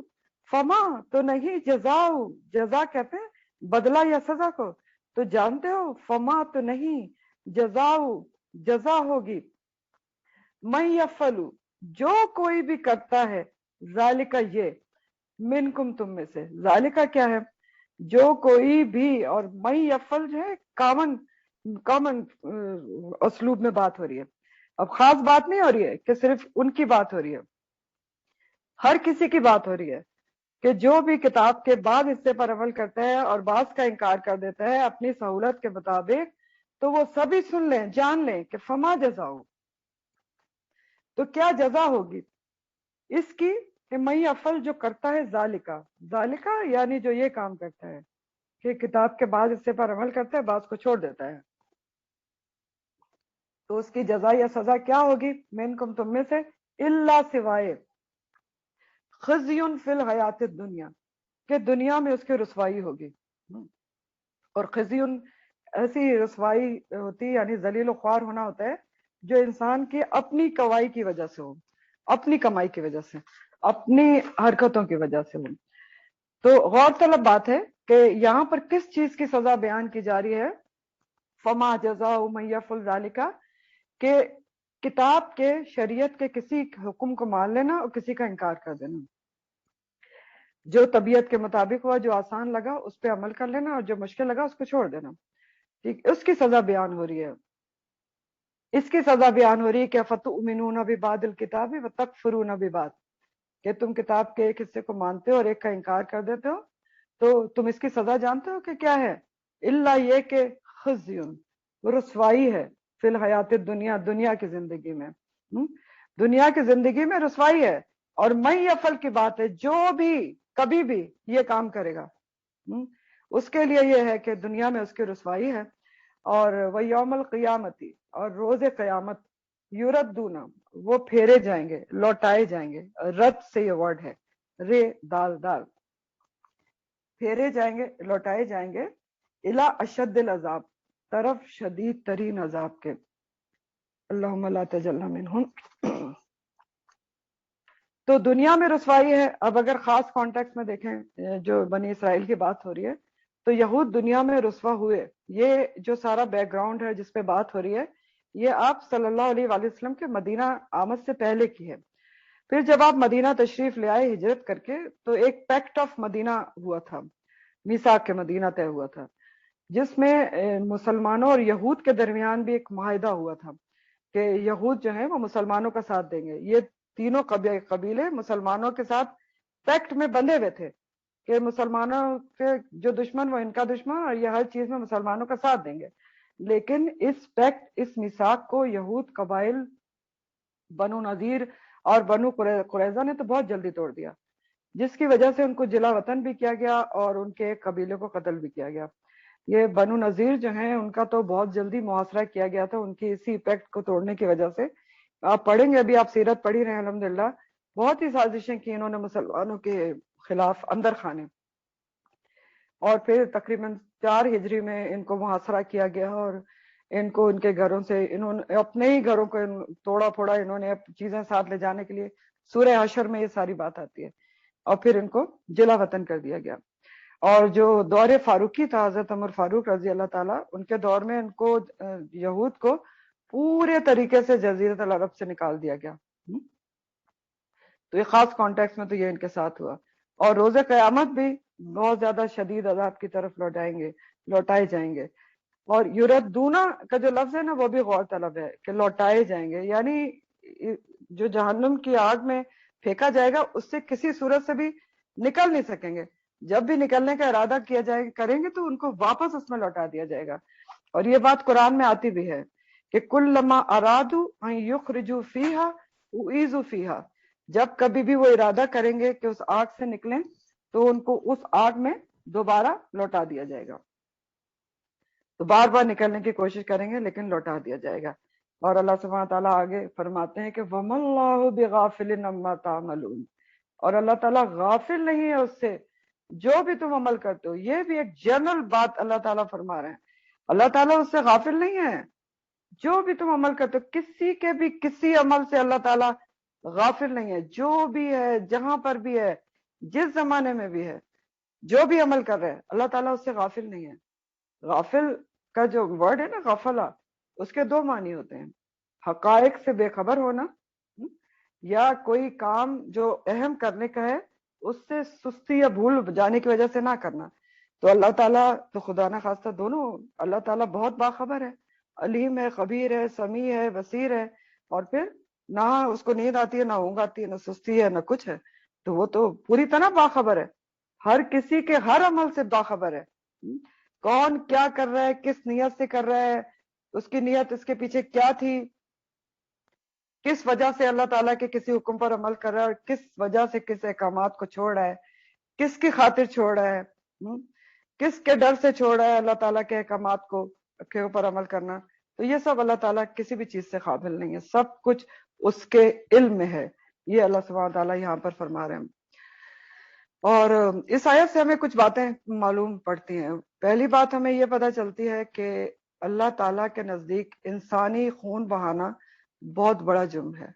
بنی اسرائیل سے بھی پکا وعدہ لیا گیا تھا، پہلا عہد یہی ہے نا میثاق میں کہ لا تسفکون دماءکم، اور خاص طور پر اپنے ہم مذہب کا خون۔ اور پھر یہ جو ہے خون کی، انسانی خون کی حرمت ہر شریعت میں موجود رہی ہے، ہماری شریعت میں بھی موجود ہے، ہمارے دین میں بھی خاص طور پر ہر انسان کی جان کی حرمت ہے، لیکن خاص طور پر جو مومن ہے اس کا بلا کسی حق کے خون بہانا بہت بڑا جرم ہے۔ اور اس کے اوپر 4 بہت بڑی بڑی وعیدیں سورہ النساء میں آئی ہیں۔ کہ سورہ نساء کی آیت نمبر 93 ہے، نساء 93، وَمَن يَقْتُلْ مُؤْمِنًا مُتَعَمَّدًا، جو کوئی بھی قتل کرے گا کسی مومن کو متعمدن عمدن یعنی جان بوجھ کر کسی مومن کو قتل کرے گا تو جزاؤہ تو بدلہ اس کا جہنم، جہنم ہے، خالدن فیہا ہمیشہ اس میں رہے گا، ایک ہو گئی، وغضب اللہ علیہ اور اللہ تعالیٰ اس پر غضبناک ہوگا، نمبر 3 وَلَعَنَهُ اور اللہ تعالیٰ کی اس پر لعنت ہوگی یعنی اللہ کی رحمت سے دوری ہوگی، اور چوتھا وَأَعَدَّ لَهُ عَذَابًا عَظِيمًا اور اللہ تعالیٰ نے اس کے لیے بہت ہی بڑا عذاب تیار کر رکھا ہے۔ تو یہ ہے سزا ایک مسلمان دوسرے مسلمان کا ناحق قتل کرنے کا۔ اسی طرح پھر حجۃ الوداع کے موقع پر آپ صلی اللہ علیہ وآلہ وسلم نے فرمایا کہ بے شک تمہارے مال، تمہاری عزتیں اور تمہارا خون ایک دوسرے پر حرام ہے۔ اب یہ بھی ذرا غور طلب چیزیں ہیں، تینوں چیزیں آپ نے فرمایا، مال، عزتیں اور خون۔ مال اور خون تو ہم بہت اچھی طرح سمجھ لیتے ہیں کہ ایک دوسرے پر حرام ہے، عزت کو ہم بھول جاتے ہیں۔ سوچ کے دیکھیں کہ ہماری کسی مسلمان کی عزت اچھالنا، اس کی عزت پر بات کرنا، یہ بھی حرام ہے ہمارے اوپر، اس کا ہمیں خیال ہی نہیں رہتا۔ اسی طرح ایکولی حرام ہے عزت بھی پامال کرنا کسی دوسرے مومن کی، جس طرح دوسرے مومن کا مال لوٹنا اور اس کا خون بہانا حرام ہے، یہ اس حدیث سے پتہ چل رہا ہے۔ تو آپ صلی اللہ علیہ وسلم نے فرمایا بے شک تمہارے مال، عزتیں اور خون ایک دوسرے پر حرام ہے، جس طرح یہ دن حرمت والا ہے۔ کون سا دن تھا؟ حج کا دن تھا۔ اور جس طرح یہ مہینہ حرمت والا ہے، کون سا مہینہ تھا؟ حج کا مہینہ، ذی الحج۔ اور جس طرح یہ جگہ حرمت والی ہے، مکہ اور میدان عرفات تھا۔ تو یہ تو مسلمان اور مسلمان کا خون بہانے کے اوپر حرمت ہے، لیکن پھر قرآن کے مطابق کسی بھی انسان کا خون، چاہے وہ کوئی بھی انسان ہے، ناحق بہانے والا گویا ایسا ہے کہ جیسے اس نے پوری انسانیت کا خون کر دیا۔ یہ آیات ہیں، آپ پڑھ لیں گے، ایک انسان کا خون پوری انسانیت کا خون ہے۔ اور پھر اسی طرح دوسری چیز ہے کہ گھروں سے نکالنا اپنے لوگوں کو۔ تو اب ماس لیول پہ تو یہ خیر مشکل سے ہوتا ہے، نہیں بھی ہوتا ہمارے یہاں، لیکن ہم اس کے حساب سے ذرا ڈومیسٹک لیول پر سوچیں۔ گھروں سے نکالنا، چھوٹی چھوٹی باتوں پر، ذاتی زندگی میں تم میرے گھر سے نکل جاؤ، عام سی بات ہے۔ آپ ایک دوسرے سے رشتوں میں کہہ دیتے ہیں کھڑے ہو جاؤ، نکل جاؤ میرے گھر سے، آئندہ نہیں آنا۔ شوہر بیوی سے 1 منٹ میں کہہ دیتے ہیں جاؤ تم نکل جاؤ یہاں سے میرے گھر سے، نکال دیتے ہیں اپنے ہم نفسوں کو، اتنے قریبی لوگوں کو نکال دیتے ہیں، جبکہ طلاق تک دینے کے بعد بھی یہ حکم نہیں کہ بیوی کو عدت کی مدت میں گھر سے نکالا جائے۔ آپ پڑھ لیں گے انشاءاللہ تعالی۔ اور میاں بیوی کے علاوہ بھی ہوتا ہے، ایک ذرا سی بات پہ کہ میرا گھر چھوڑ دو، میرے گھر سے نکل جاؤ، تو بہت سبق ہے اس کے اندر ہمارے اندر۔ پھر تیسری چیز ہے ظلم و زیادتی کے ساتھ کسی پر چڑھائی کرنا منع کیا گیا تھا۔ ظلم و زیادتی کے ساتھ کسی پر چڑھائی کرنا، چاہے وہ کوئی بھی ہو۔ اور اگر آپ غور کریں نا، یہ چیز بنی اسرائیل پر حرام تھی، ہمارے پر بھی حرام ہے، لیکن ظلم و زیادتی کے ساتھ کسی پر چڑھائی کب کی جاتی ہے؟ انسان کب کرتا ہے؟ عام طور پر اس پر کرتا ہے جب وہ سامنے والے کو کمزور سمجھتا ہے کہ یہ جواب نہیں دے سکتا، یا میرے یہ انڈر ہے، یا میری انڈر آبلیگیشن ہے، کچھ بھی ہے، تو پھر آپ اس کے اوپر چڑھائی کرتے ہیں۔ عام رول ہے یہ کہ انسان جب کسی کو سامنے والے کو طاقتور دیکھتا ہے نا کہ یہ زبانی طور پر بھی میں اس سے جیت نہیں پاؤں گا یا جسمانی طور پر نہیں جیت پاؤں گا، تو بہت سوچ سمجھ کے چڑھائی کرتا ہے۔ جب کمزور دیکھتا ہے تو ظلم و زیادتی کے ساتھ چڑھائی کر دیتا ہے۔ اور سب سے اہم ترین سبق ان آیات کا جو ہمارے لیے ہے وہ کیا ہے؟ امپورٹنٹ ترین، کہ شریعت کے کسی حکم کو مان لینا اور کسی کو نظر انداز کر دینا، اگنور کر دینا، اس کی سزا بیان ہو رہی ہے۔ کیا کہ دنیا میں رسوائی ہے، عزت کی جگہ مرتبے کی جگہ، اور آخرت میں جنت کی ابدی نعمتوں کی جگہ کیا ہے؟ شدید عذاب ہے، اشد العذاب ہے۔ تو اس سے ہمیں کیا بات پتہ چل رہی ہے؟ کیا بات واضح ہو رہی ہے؟ اہم بات واضح ہو رہی ہے کہ اللہ سبحانہ تعالیٰ کو ہم سے مکمل اطاعت چاہیے، جزوی نہیں چاہیے، کمپلیٹ سبمیشن چاہیے، not partial one, complete submission, جیسے قرآن میں آتا بھی ہے۔ اللہ سبحانہ تعالیٰ قرآن میں فرماتے ہیں یا ایھا الذین آمنوا اے لوگوں جو ایمان لائے، ادخلوا فی السلم کافہ، داخل ہو جاؤ اسلام میں پورے کے پورے داخل ہو جاؤ اسلام کے اندر۔ تو اللہ تعالیٰ کو بعض باتوں پر عمل کر لینا اور بعض کو چھوڑ دینا، اس کی اللہ تعالیٰ کے نزدیک کوئی اہمیت نہیں ہے کہ آپ بعض پہ عمل کریں بعض کو چھوڑ دیں۔ اب اسی بات کے پر آپ دیکھیں نا، میں نے ابھی آپ کو بتایا کہ حضرت ابو بکر صدیق رضی اللہ تعالیٰ نے زکوٰۃ نہ دینے والوں کے خلاف جہاد کیا تھا، تو انہوں نے دلیل اسی آیت کو بنایا تھا کہ جو نماز ادا کر رہا ہے اور زکوٰۃ نہیں ادا کر رہا تو وہ ہم میں سے نہیں ہے۔ انہوں نے کہا کہ یہ اس آیت کے اوپر کا اس آیت دلیل ہے کہ اللہ تعالیٰ نے کہا کہ تم بعض پہ عمل کرتے ہو بعض کو چھوڑ دیتے ہو تو پھر دنیا میں رسوائی ہے۔ انہوں نے دلیل بنایا تھا۔ ایک علاقے کے لوگ نماز پڑھتے تھے، مسلمان تھے، زکوٰۃ نہیں ادا کرتے تھے، تو جہاد کیا تھا اسی آیت کو دلیل بنا کے۔ تو یہ نقطہ بہت سمجھنے سے تعلق رکھتا ہے، اس کو سمجھیں، بہت ہی سمجھنے سے تعلق رکھتا ہے کہ کوئی شخص اگر اللہ کے بعض احکامات پر عمل کر لیتا ہے جو اس کے نفس کے مطابق ہیں، آسان لگتے ہیں، کہ کوئی مشکل نہیں ہے، اپنی خواہش نفس دل کے مرضی کے خلاف نہیں جا رہے، اپنے گھر والوں سے ٹاکرا نہیں لینا پڑ رہا، اپنے خاندان والوں کے رسم و رواج کے خلاف نہیں جا رہے، تو لوگوں سے کچھ سننا نہیں پڑے گا، تو اس پہ عمل کر لیا۔ لیکن جہاں پر مشکل آ رہی ہو تو اس کو چھوڑ دیا۔ تو یہ جو چیز ہے وہ انسان کو فائدہ نہیں دے سکتی۔ کیوں نہیں فائدہ دے سکتی؟ اس لیے نہیں دے سکتی کہ اگر کوئی بھی انسان ایسا کر رہا ہے تو پھر وہ اللہ کی تھوڑی مان رہا ہے، وہ کس کی مان رہا ہے؟ وہ تو اپنی دل کی مان رہا ہے کہ نہیں؟ سوچ کے دیکھیں نا بھائی، اگر خدا نہ کرے میں اللہ کے کچھ احکامات پر عمل کر رہی ہوں جو مجھے آسان لگ رہے ہیں کہ اچھا نہیں اس میں تو چلو مجھے کسی سے کوئی بحث مباحثہ نہیں ہے، کوئی مجھے کچھ کہے گا نہیں، مجھے دنیا سے لڑنا نہیں پڑے گا، رسم و رواج کے خلاف نہیں جانا پڑے گا، تو چلو میں اس پہ عمل کر لیتی ہوں۔ جہاں مجھے مشکل لگی نہیں یہ تو بڑا ٹاکرا ہے، فلاں نہیں مانے گا، ماموں نہیں مانیں گے، اور چچا نہیں مانیں گے، اور بچے نہیں مانیں گے، اور شوہر نہیں مانیں گے، تو اس پہ میں نے اس کو چھوڑ دیا۔ تو اب میں یہ کس کے کہنے پہ چل رہی ہوں؟ کیا میں اللہ کے کہنے پہ چل رہی ہوں؟ اس پوائنٹ کو سمجھیں، نہیں چل رہی نا۔ اس کا مقصد کیا ہے کہ میں اپنے دل کے کہنے پہ چل رہی ہوں، خواہش نفس کے کہنے پہ چل رہی ہوں، تو اس لیے اللہ تعالیٰ کو یہ قبول نہیں ہے۔ اللہ تعالیٰ کو کمپلیٹ سبمیشن چاہیے۔ لا الہ الا اللہ جب پڑھا ہے اس کے اوپر عمل چاہیے اللہ تعالیٰ کو، کہ جب تم نے کہہ دیا نا کہ اللہ کے سوا کوئی معبود نہیں تو اس کو معبود ماننا ہے، اسی کی ماننی ہے ہر چیز میں، پھر کسی اور کی نہیں ماننی۔ اور آج کل افسوس کے ساتھ یہ بہت عام سی چیز ہے کہ کتاب کے بعض حصے پر عمل ہو رہا ہے، بعض کو چھوڑ دیا جا رہا ہے، بہت آرام کے ساتھ کچھ رہے۔ فار ایگزامپل آپ دیکھیں آج کے دور میں کیا ہے، سود کا کاروبار، رشوت کو بالکل ہی رائج اور جائز قرار دیا گیا جا چکا ہے، سسٹم کا حصہ سمجھا جاتا ہے۔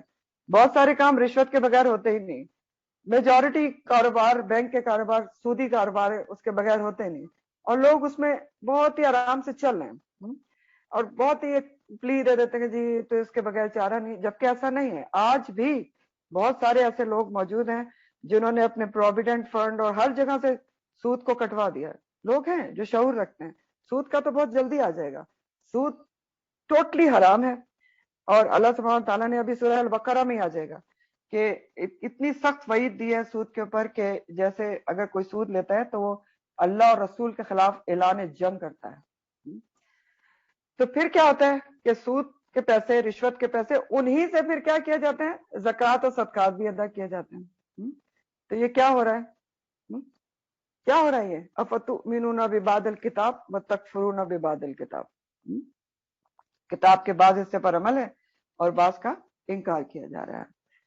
اور پھر اسی مال سے جو سود کا اور اس کا مال ہے اس سے آپ یہ سب کچھ دیتے ہیں، جبکہ حدیث کا مفہوم ہے کہ اللہ سبحانہ تعالیٰ پاک ہے اور صرف پاک مال سے صدقہ قبول کرتا ہے۔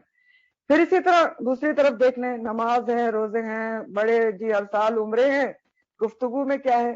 غیبت بھری پڑی ہوئی ہے، جہاں مل کے بیٹھے اس کی غیبت، اس کی غیبت، نند کی غیبت، باورچ کی غیبت، سسرال کی غیبت، اس کی غیبت، اور سوری ٹو سے مرد بھی برابر کے انوالوڈ ہیں، اب تو سب برابر سے کرتے ہیں، اب نہیں آپ کہہ سکتے کہ عورتیں کرتے ہیں، سب ایکولی کرتے ہیں۔ اس میں ہے تان ہے، گالم گلوچ ہے، دل دکھائے جا رہے ہیں، قطع رحمی ہے، تو یہ سب کیا ہے؟ یہی ہے نا، کتاب کے بعض حصے پر عمل ہے، بعض پر ہی نہیں۔ تو بات یہ ہے کہ دیکھیں اللہ کی کتاب جب آتی ہے تو اس لیے آتی ہے کہ انسان زندگی کے ہر پہلو پر اس سے رہنمائی لے، ہر پہلو کو روشن کر کے اپنی زندگی کا ہر پہلو اس کے مطابق کرے. اس لیے آتی ہے نا کتاب, اس لیے تھوڑی آتی ہے کہ ایک آدھ کے اوپر عمل کر لے, ایک آدھ پہلو کو روشن کر لے, باقیوں کو تاریخ رکھے. نہیں, قرآن کریم بھی کیا ہے, صرف ہمارے علم میں اضافے کی کتاب تو نہیں کہ جی ہاں ہم نے پڑھا ہے اس کے اوپر یہ ہے, اس کے اوپر یہ ہے. نہیں جی, عمل کی کتاب ہے. قرآن ایک آئینہ ہے ہمارے لیے, آئینہ ہوتا ہے جس میں ہم نے اپنے آپ کو دیکھنا ہے اور اپنی اصلاح کرنی ہے, اپنی کمی کوتاہیوں کو دور کرنا ہے. اس کے اوپر نا ایک تابعی تھے, مجھے ابھی ان کا نام نہیں یاد آ رہا, لیکن بہت خوبصورت واقعہ ہے ان کا, کہ وہ کہتے ہیں کہ میں نے ایک دفعہ میں قرآن پڑھ رہا تھا تو میں اس آیت پر پہنچا کہ جس میں اللہ سبحانہ تعالیٰ نے فرمایا ہے کہ یہ میں نے جو کتاب اتاری ہے اس میں تمہارا ہی تو ذکر ہے, کتاب انزلناہ فیہ ذکرکم. تو کہتے ہیں کہ میں تو ٹھٹک گیا اور رک گیا کہ اچھا اللہ تعالیٰ کہہ رہے ہیں کہ اس میں تمہارا ہی ذکر ہے. تو وہ کہتے ہیں کہ پھر میں نے دیکھنا شروع کیا اور قرآن کو پڑھنا شروع کیا اس حساب سے کہ میں دیکھوں کہ میرا ذکر کہاں پر ہے, یعنی میں کس ذکر کے اوپر فٹ ہوتا ہوں. تو وہ کہتے ہیں کہ پھر میں ہر آیت جس کے اندر کوئی بری صفت بیان کی جاتی تھی اس کے اوپر ایمانداری سے اپنے آپ کو فٹ کر کے دیکھتا تھا, ایمانداری سے کہ میرے اندر یہ برائی تو نہیں ہے, ہوتی تھی تو میں اس کو پوری ایفرٹ سے نکالتا تھا. پھر کوئی اچھی صفت قرآن میں آتی تھی, پوری ایمانداری سے, صرف پازیٹیو مارکنگ نہیں کرتا تھا, پوری ایمانداری سے دیکھتا تھا کہ یہ صفت میرے اندر ہے یا نہیں. نہیں ہوتی تھی تو داخل کرنے کی کوشش کرتا تھا. اور انہوں نے پوری ایک وہ ان کے قصے میں پوری آیات کوٹ ہیں کہ اس کے اوپر آفٹر آل ہوا کیا کہ وہ ایک اتنے زبردست تابعی اور جو دین کو پھیلانے والے اور دین کے بہت زیادہ کام کرنے والے بنے. نام بھی انشاءاللہ یاد آئے گا تو میں آپ کو بتاؤں گی, لیکن بات یہ ہے بتانے کی یہاں پر کہ انہوں نے کیا کیا کہ انہوں نے قرآن کو ایز اے آئینہ لیا, ٹھیک ہے, صرف علم کی کتاب نہیں سمجھا, اپنی کمی کوتاہیوں کو دور کرنے کی اس سے پوری کوشش کی, پورا اپنے آپ کو قرآن کے مطابق ڈھالنے کی کوشش کی, تب وہ کامیاب ہوئے. تو قرآن پڑھا ہی اس لیے جاتا ہے کہ انسان اپنی اصلاح کرے, اپنی کمی کوتاہیوں کو کوشش سے دور کرنے کی کوشش کرے, اور فوراً دوسرے کی ججمنٹ نہیں کرنی ہوتی کہ اچھا ہم نے پڑھا, اچھا وہ تو یہی کر رہا ہے. یہ نہیں ہے, دوسرے کے لیے ججمنٹل نہیں ہونا ہے, پہلے اپنے آپ کو صحیح کریں, اپنے گھر والوں کی طرف توجہ کریں, پھر آہستہ آہستہ دائرے کو پھیلائیں. تو ہم سب نے, میں نے, آپ نے, ہر کسی نے اپنے طور پر اپنا جائزہ لینا ہے, کس لحاظ سے کہ ہم اللہ کے کتنے احکامات پر عمل کر رہے ہیں, کتنے چھوڑ رہے ہیں, اور چھوڑ رہے ہیں تو کس وجہ سے چھوڑ رہے ہیں. نمبر 2, کیا واقعی لا الہ الا اللہ جو ہم نے پڑھا ہے کہ اللہ کے سوا کوئی معبود نہیں, تو کیا ہم واقعی اللہ کو واحد معبود مانتے ہیں اور اللہ ہی کی سنتے ہیں یا کسی اور کی سنتے ہیں یا دل کی سنتے ہیں. اور جہاں تک پچھلی آیات کا حوالہ ہے اس سے بھی ہمارے لیے اسباق ہیں جو آپ نے پڑھا ہے نا, والدین کے ساتھ رویہ کیا ہے, رشتہ داروں کے ساتھ کیا سلوک ہے ہمارا, احسان ہے یا ہماری انا اور ہماری ناک اور ہماری پریسٹیج آڑے آ جاتی ہے. یہ ساری ہم نے خود دیکھنا ہے, کیونکہ قرآن ہم پڑھ ہی اس لیے رہے ہیں, اس لیے تو نہیں پڑھ رہے کہ میں پڑھ کے صرف دوسرے کو بتاؤں کہ دیکھو قرآن میں لکھا, اور خود اپنے آپ کو دیکھو ہی نہیں, دوسرے کو دیکھوں اچھا وہ تو والدین کے ساتھ صحیح نہیں کرا, اپنے آپ کو جج ہی نہ کروں. دوسرے کو کہو اچھا دیکھو اللہ تعالیٰ نے حکم دیا ہے ذل قربا کے ساتھ احسان کرو, وہ تو میرے ساتھ احسان نہیں کرتی, اس کو نہ دیکھیں, اپنے آپ کو دیکھیں کہ میں کیا کر رہی ہوں. ہر ایک نے اپنا اپنا حساب دینا ہے, ٹھیک ہے نا. پھر دیکھیں کہ معاشرے میں جو کمزور لوگ ہیں اس کے ساتھ کیا رویہ ہے, گفتگو کو واچ کریں, قولوا للناس حسنا ہے یا نہیں ہے, نماز کی کیفیت دیکھیں, اقیم الصلاۃ ہے کہ نہیں ہے. اور نماز تو بہت ہی غور طلب چیز ہے. پھر زکوٰۃ کو بھی کہ کیا معاملہ ہے. تو یہ وہ سوالات ہیں جو ہم نے اپنے آپ سے کرنے ہیں, کرنے ہی ہیں, ہر ایک نے کرنے, ایمانداری کے ساتھ, وداؤٹ پازیٹیو مارکنگ کے. نیگیٹو بے شک کرنا ہے, پازیٹیو نہیں ہونا چاہیے. اور پھر ان چیزوں کی اصلاح کرنی ہے. اور یہ سارے کام کیوں کرنے ہیں, کیونکہ اللہ کا حکم ہے, اور اس لیے کرنے ہیں تاکہ ہم اللہ کے حضور سرخرو ہو سکیں, اور اس لیے کرنے ہیں تاکہ اس دنیا میں بھی ہمیں باعزت زندگی ملے انشاءاللہ, رسوائی کی جگہ, اور وہاں پر بھی کیا ملے, جنت کی ابدی نعمتیں ملیں. تو بات یہ ہے کہ دیکھیں اللہ کا بندہ ہو کر انسان اسی کی بندگی نہ کرے, بعض احکامات کو لے لے بعض کو چھوڑ دے, ریجیکٹ کر دے کہ مجھے سمجھ میں نہیں آتا، یہ فلاں حکم میری عقل میں نہیں آتا، تو یہ کسی مومن کو تو زیب نہیں دیتا. کیوں نہیں زیب دیتا؟ یہ کہنا، یہ عام ورڈز ہیں نا، عام الفاظ ہیں جو آپ سنتے ہوں گے کہ اچھا یہ اصل میں مجھے یہ حکم ابھی کچھ سمجھ نہیں آیا، تو جب سمجھ آ جائے گا تو میں عمل کر لوں گی. تو یہ کسی مومن کو تو یہ کہنا زیب نہیں دیتا، ایمان والے کو. کیوں نہیں دیتا؟ کیونکہ اللہ سبحانہ تعالیٰ کی علم اور حکمت کے آگے بندے کی عقل کیا ہے، سمجھ کیا ہے؟ نامکمل، ناقص، بیکار، بیکار. اور یہ بھی بار بار قرآن میں آتا ہے کہ وَمَا اللَّهُ بِغَافِلٍ عَمَّا تَعْمَلُونَ. یہ بھی آیت بہت دفعہ قرآن میں آئی ہے. تو یہ بھی انسان کو یہ بتاتی ہے، ہم سب کو یہ بتاتی ہے کہ اللہ تعالیٰ غافل کہیں سے بھی نہیں ہے.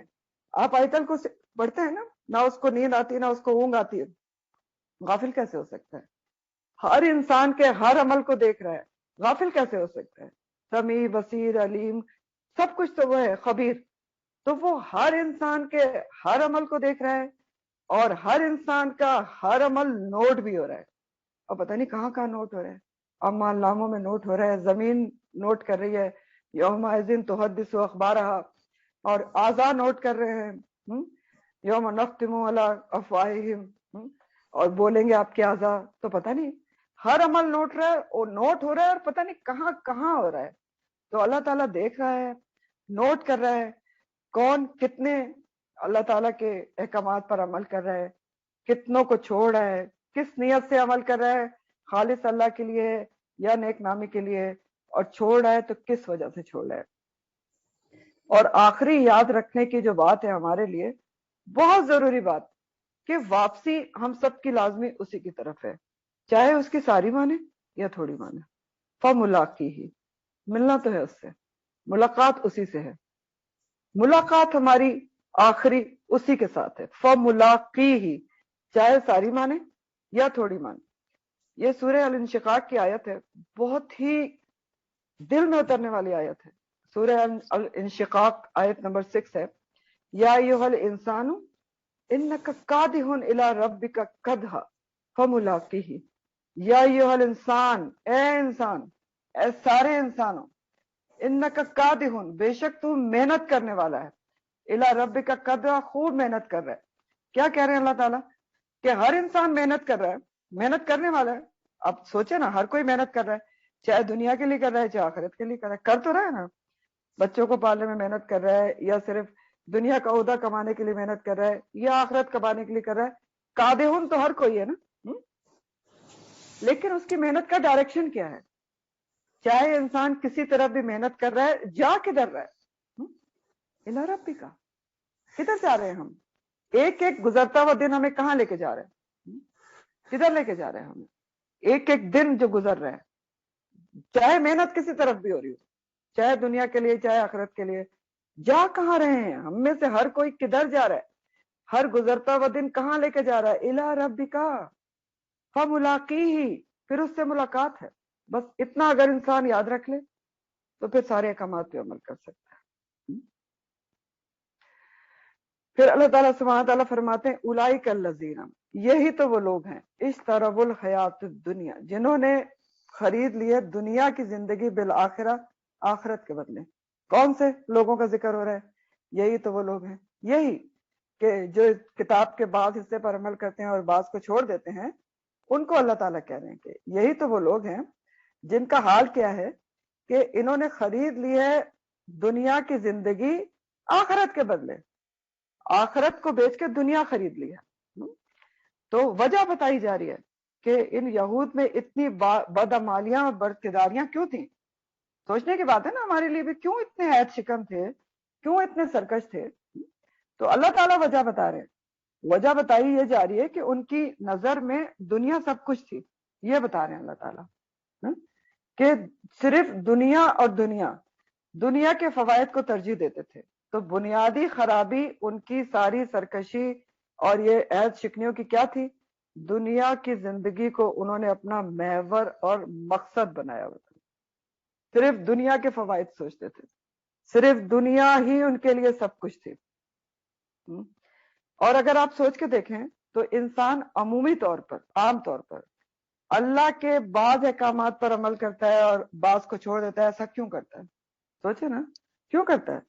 دنیا کے فوائد کے خاطر ان کو لے لیتا ہے جہاں دنیا کا نقصان نہیں ہو رہا ہو، جہاں طرز زندگی نہ بدلنا پڑ رہا ہو، جہاں پر لوگوں سے لڑنا نہ پڑ رہا ہو، لیکن جہاں کچھ قربان کرنا پڑ رہا ہو، جہاں پر مشکل آ رہی ہو تو وہاں پر چھوڑ دیتا ہے۔ تو یہی اللہ تعالیٰ یہاں پر بتا رہے ہیں کہ اصل وجہ کیا ہے اس سب چیزوں کی، کتاب کے بعض حصے پر عمل کرنے کے بعض پہ نہیں، کہ اولئک الذین اشتروا الحیات الدنیا بالآخرہ، کہ اصل میں ان لوگوں نے دنیا کی زندگی کو خرید لیا ہے اور آخرت کی زندگی کے بدلے خرید لیا ہے، آخرت کو چھوڑ دیا، دنیا کو خرید لیا ہے۔ اور یہی بات، یہی پوائنٹ سورۃ الاعلیٰ میں بھی اللہ تعالیٰ نے بتایا، الاعلیٰ میں، سورۃ الاعلیٰ، وہاں اللہ تعالیٰ فرماتے ہیں کہ تمہارا تو یہ حال ہے کہ بل تؤثرون الحیات الدنیا، کہ تم ترجیح دیتے ہو دنیا کی زندگی کو، پرائرٹی دیتے ہو دنیا کی زندگی کو، والآخرت خیر و ابقا، جبکہ آخرت کیا ہے؟ بہترین، بہتر بھی ہے اور ہمیشہ رہنے والی بھی ہے۔ لیکن تمہارا مسئلہ کیا ہے؟ بل تؤثرون الحیات الدنیا ہے، یہی سارا مسئلہ ہے، سارا مسئلہ ہی یہ ہے کہ اولئک الذین اشتروا الحیات الدنیا بالآخرہ، سارا مسئلہ ہی ہے کہ تم ترجیح دیتے ہو دنیا کی زندگی، ساری پرائرٹی ہے ہی دنیا کی زندگی، اور آخرت جبکہ خیر بھی ہے اور ابقا بھی ہے، ہمیشہ کی زندگی ہے۔ تو فرمایا جا رہا ہے کہ یہی وہ لوگ ہیں جنہوں نے عارضی دنیا کے فوائد کو مول لے لیا ہے، خرید لیا ہے ہمیشہ کی آخرت کے بدلے۔ تو اب ان کا پھر انجام کیا ہوگا کہ انہوں نے دنیا ہی کو مقصد اور محور بنا لیا، خرید لیا، اشتروا الحیات الدنیا بالآخرہ۔ تو اب پھر ہوگا کیا ان کے ساتھ؟ پھر جو کہ آخرت کا تو یہ خیال ہی نہیں کر رہے، صرف دنیا کی زندگی کا خیال ہے، تو پھر انجام کیا ہوگا؟ فلا یخفف، تو نہیں ہلکا کیا جائے گا، عنہم العذاب، ان سے عذاب کو، ولا ہم ینصرون، اور نہ ہی وہ مدد دیے جائیں گے۔ عذاب ہلکا نہیں کیا جائے گا۔ یخفف کا جو لفظ ہے نا، تخفیف، خے فے فے روٹ ہے اس کا، خے فے فے خفا، تو یخفف تخفیف کا لفظ، تخفیف اردو میں بھی استعمال ہوتا ہے کہ اس میں کچھ تخفیف کر دیں۔ تخفیف کے معنی ہوتے ہیں کسی بوجھ میں کمی کر دینا، بوجھ ہلکا کر دینا، جو ظاہری طور بھی ہو سکتا ہے اور مانوی طور پہ بھی ہو سکتا ہے۔ ظاہری بوجھ کیسے ہلکا ہوتا ہے؟ کسی کے اوپر کوئی چیز تھیلے لدے ہوئے، آپ اس کو تھوڑا ہٹا دیں، ہلکا ہو جائے گا۔ اور مانوی بوجھ کیسے ہلکا ہوتا ہے کہ کسی کے اوپر کچھ ذمہ داریاں ہیں، وہ اس نے ادا کر دی، بوجھ ہلکا ہو گیا۔ تو بہرحال ایسے لوگوں کے لیے اللہ سبحانہ تعالیٰ ایک یہاں پر وعید سنا رہے ہیں کہ جنہوں نے دنیا کی زندگی کو سب کچھ سمجھ کے اس کو خرید لیا ہے، آخرت کو بیچ دیا ہے، کتاب کے کچھ حصے پہ عمل کرتے ہیں، کچھ پہ نہیں کرتے، تو ان کا انجام کیا ہوگا کہ نہیں تخفیف کی جائے گی، نہیں ہلکا کیا جائے گا ان سے عذاب، اور نہ ہی وہ مدد دیے جائیں گے۔ تو یعنی جس آگ میں ان کو ڈالا جائے گا، ان کے ان جرائم کی شدت کی وجہ سے کسی وقت بھی اس میں تھوڑی سی بھی تخفیف نہیں کی جائے گی، ہلکا نہیں کیا جائے گا، اس کو ہمیشہ ہمیشہ رہیں گے۔ قرآن میں آتا ہے ایک جگہ کہ جہنمی جو ہیں، وہ جہنم کا جو دروگا ہے نا، اس کا نام مالک ہے، اور یہ قرآن میں آیا بھی ہے۔ تو وہ کہیں گے کہ یا مالکو، اے مالک، اپنے رب سے کہو، لیقضی علینا، کہ وہ ہمارا فیصلہ کر دے، یا ہمارا فیصلہ چکا دے، یعنی ہمیں موت ہی دے دے، کہ ہم اس سے چھوٹ جائیں۔ تو مالک کیا جواب دے گا؟ تو دیکھا کہ انکم ماکثون، بس نہیں، اب تو کچھ نہیں ہو سکتا، اب تم ہمیشہ سے ہی عذاب میں رہو گے، اللہم اللہ تجعلنا منہم۔ پھر ایک اور جگہ قرآن میں آتا ہے کہ جہنمی دوسرے جو جہنم کے خازن فرشتے ہیں نا، ان سے کہیں گے، مالک کے علاوہ جو جہنم کے مینٹیننس میں ہیں، ان سے کہیں گے کہ اپنے رب سے سفارش کرو، ادعوا ربکم، اپنے رب کو پکارو اے فرشتوں، اور ان سے کہو کہ خفف عنا یوم من العذاب، کہ کم از کم ایک دن ہی ہمارے عذاب کو ہلکا کر دے، کہ کچھ تو چین مل جائے ایک دن کے لیے۔ تو وہ کیا کہیں گے؟ وہ کہیں گے فدو، خود ہی بلا لو، پوچھ لو۔ تو ولا ہم ینصرون، تو مدد بھی کوئی نہیں دے گا، نہ ہلکا کیا جائے گا اور نہ وہاں پر پھر کوئی مدد دینے والا آئے گا، ہمیشہ اس میں رہیں گے اس وجہ سے۔ تو سوچنے کی بات ہے، کیا سوچنے کی بات ہے کہ کبھی بھی انسان کو دنیا میں بالکل گم نہیں ہو جانا چاہیے۔ کہ بالکل آخرت کی طرف دھیان ہی نہ ہو. آخرت اور دنیا کو ساتھ لے کے چلنا چاہیے. اور یہی ہمارا دین ہمیں سکھاتا ہے. آخرت جو دنیا کی چیزیں ہیں، دنیا کے کاموں کو ہی ٹول بنا کر آخرت کا خیال رکھنا چاہیے. حلال حرام کا خیال رکھنا چاہیے، اپنی عبادات کا خیال رکھنا چاہیے، اللہ کے احکامات کو جاننے کی کوشش کرنا چاہیے کہ کون کون سے احکامات ہیں، جاننے اور سمجھنے کی کوشش کرنا چاہیے، پھر اس پر عمل کرنے کی پوری ایفرٹس کرنا چاہیے. آخرت کے لیے ٹائم نکالنا چاہیے. کیونکہ دیکھیں دنیا تو ایسی جگہ ہے کہ وہ اپنے اندر مشغول کر لیتی ہے نا، اور ٹائم نکالنا ہی نہیں دیتی. سوچ کے دیکھیں نا، قرآن میں کئی جگہ یہ آیت آتی ہے وَمَلْ حَيَاتِ الدُّنْيَا إِلَّا لَعِبٌ وَاللَّهْوٌ، اور نہیں ہے دنیا کی زندگی مگر لائف، کھیل ہے، واللہو ہے. تو لہو کیا ہوتا ہے؟ لہو ایسی چیز کو کہتے ہیں کہ جو انسان کو اہم کام بلا دے اور اپنے اندر مشغول کر لے. اب اس حساب سے سوچ کے دیکھیے گا کہ دنیا کی زندگی کیسا انسان کو اپنے اندر الجھاتی ہے، ٹائم ہی نہیں دیتی اس کو کہ وہ آخرت کے بارے میں کچھ سوچے. ٹائم ہی نہیں ہے جی، عام جواب ہے. کرنا تو بہت کچھ چاہتے ہیں جو ٹائم ہی نہیں ہے. صبح میں ٹائم نہیں ہے، 2 گھنٹے کا ٹائم نہیں ہے، ہفتے میں 2 گھنٹے کا ٹائم نہیں ہے، ہفتے میں 4 گھنٹے کا ٹائم نہیں ہے. کیا ہوگا جب آخرت کی زندگی فملاقی ہی کے جب موقع آئے گا؟ بہت سوچنے سمجھنے کی بات ہے، بہت اہم ترین آیات ہیں. یہاں پر رکو آپ کا ختم ہوا اور آگے ہم تھوڑا سا اور پڑھیں گے. وَلَقَدْ آتَيْنَا، اور البتہ تحقیق دی ہم نے، آتینا موسیٰ الکتاب، موسیٰ کو کتاب، وَقَفَّيْنَا، اور پے در پے بھیجے ہم نے، لگاتار بھیجے ہم نے، من بعد ہی، اس کے بعد. کس کے بعد؟ موسیٰ کے بعد.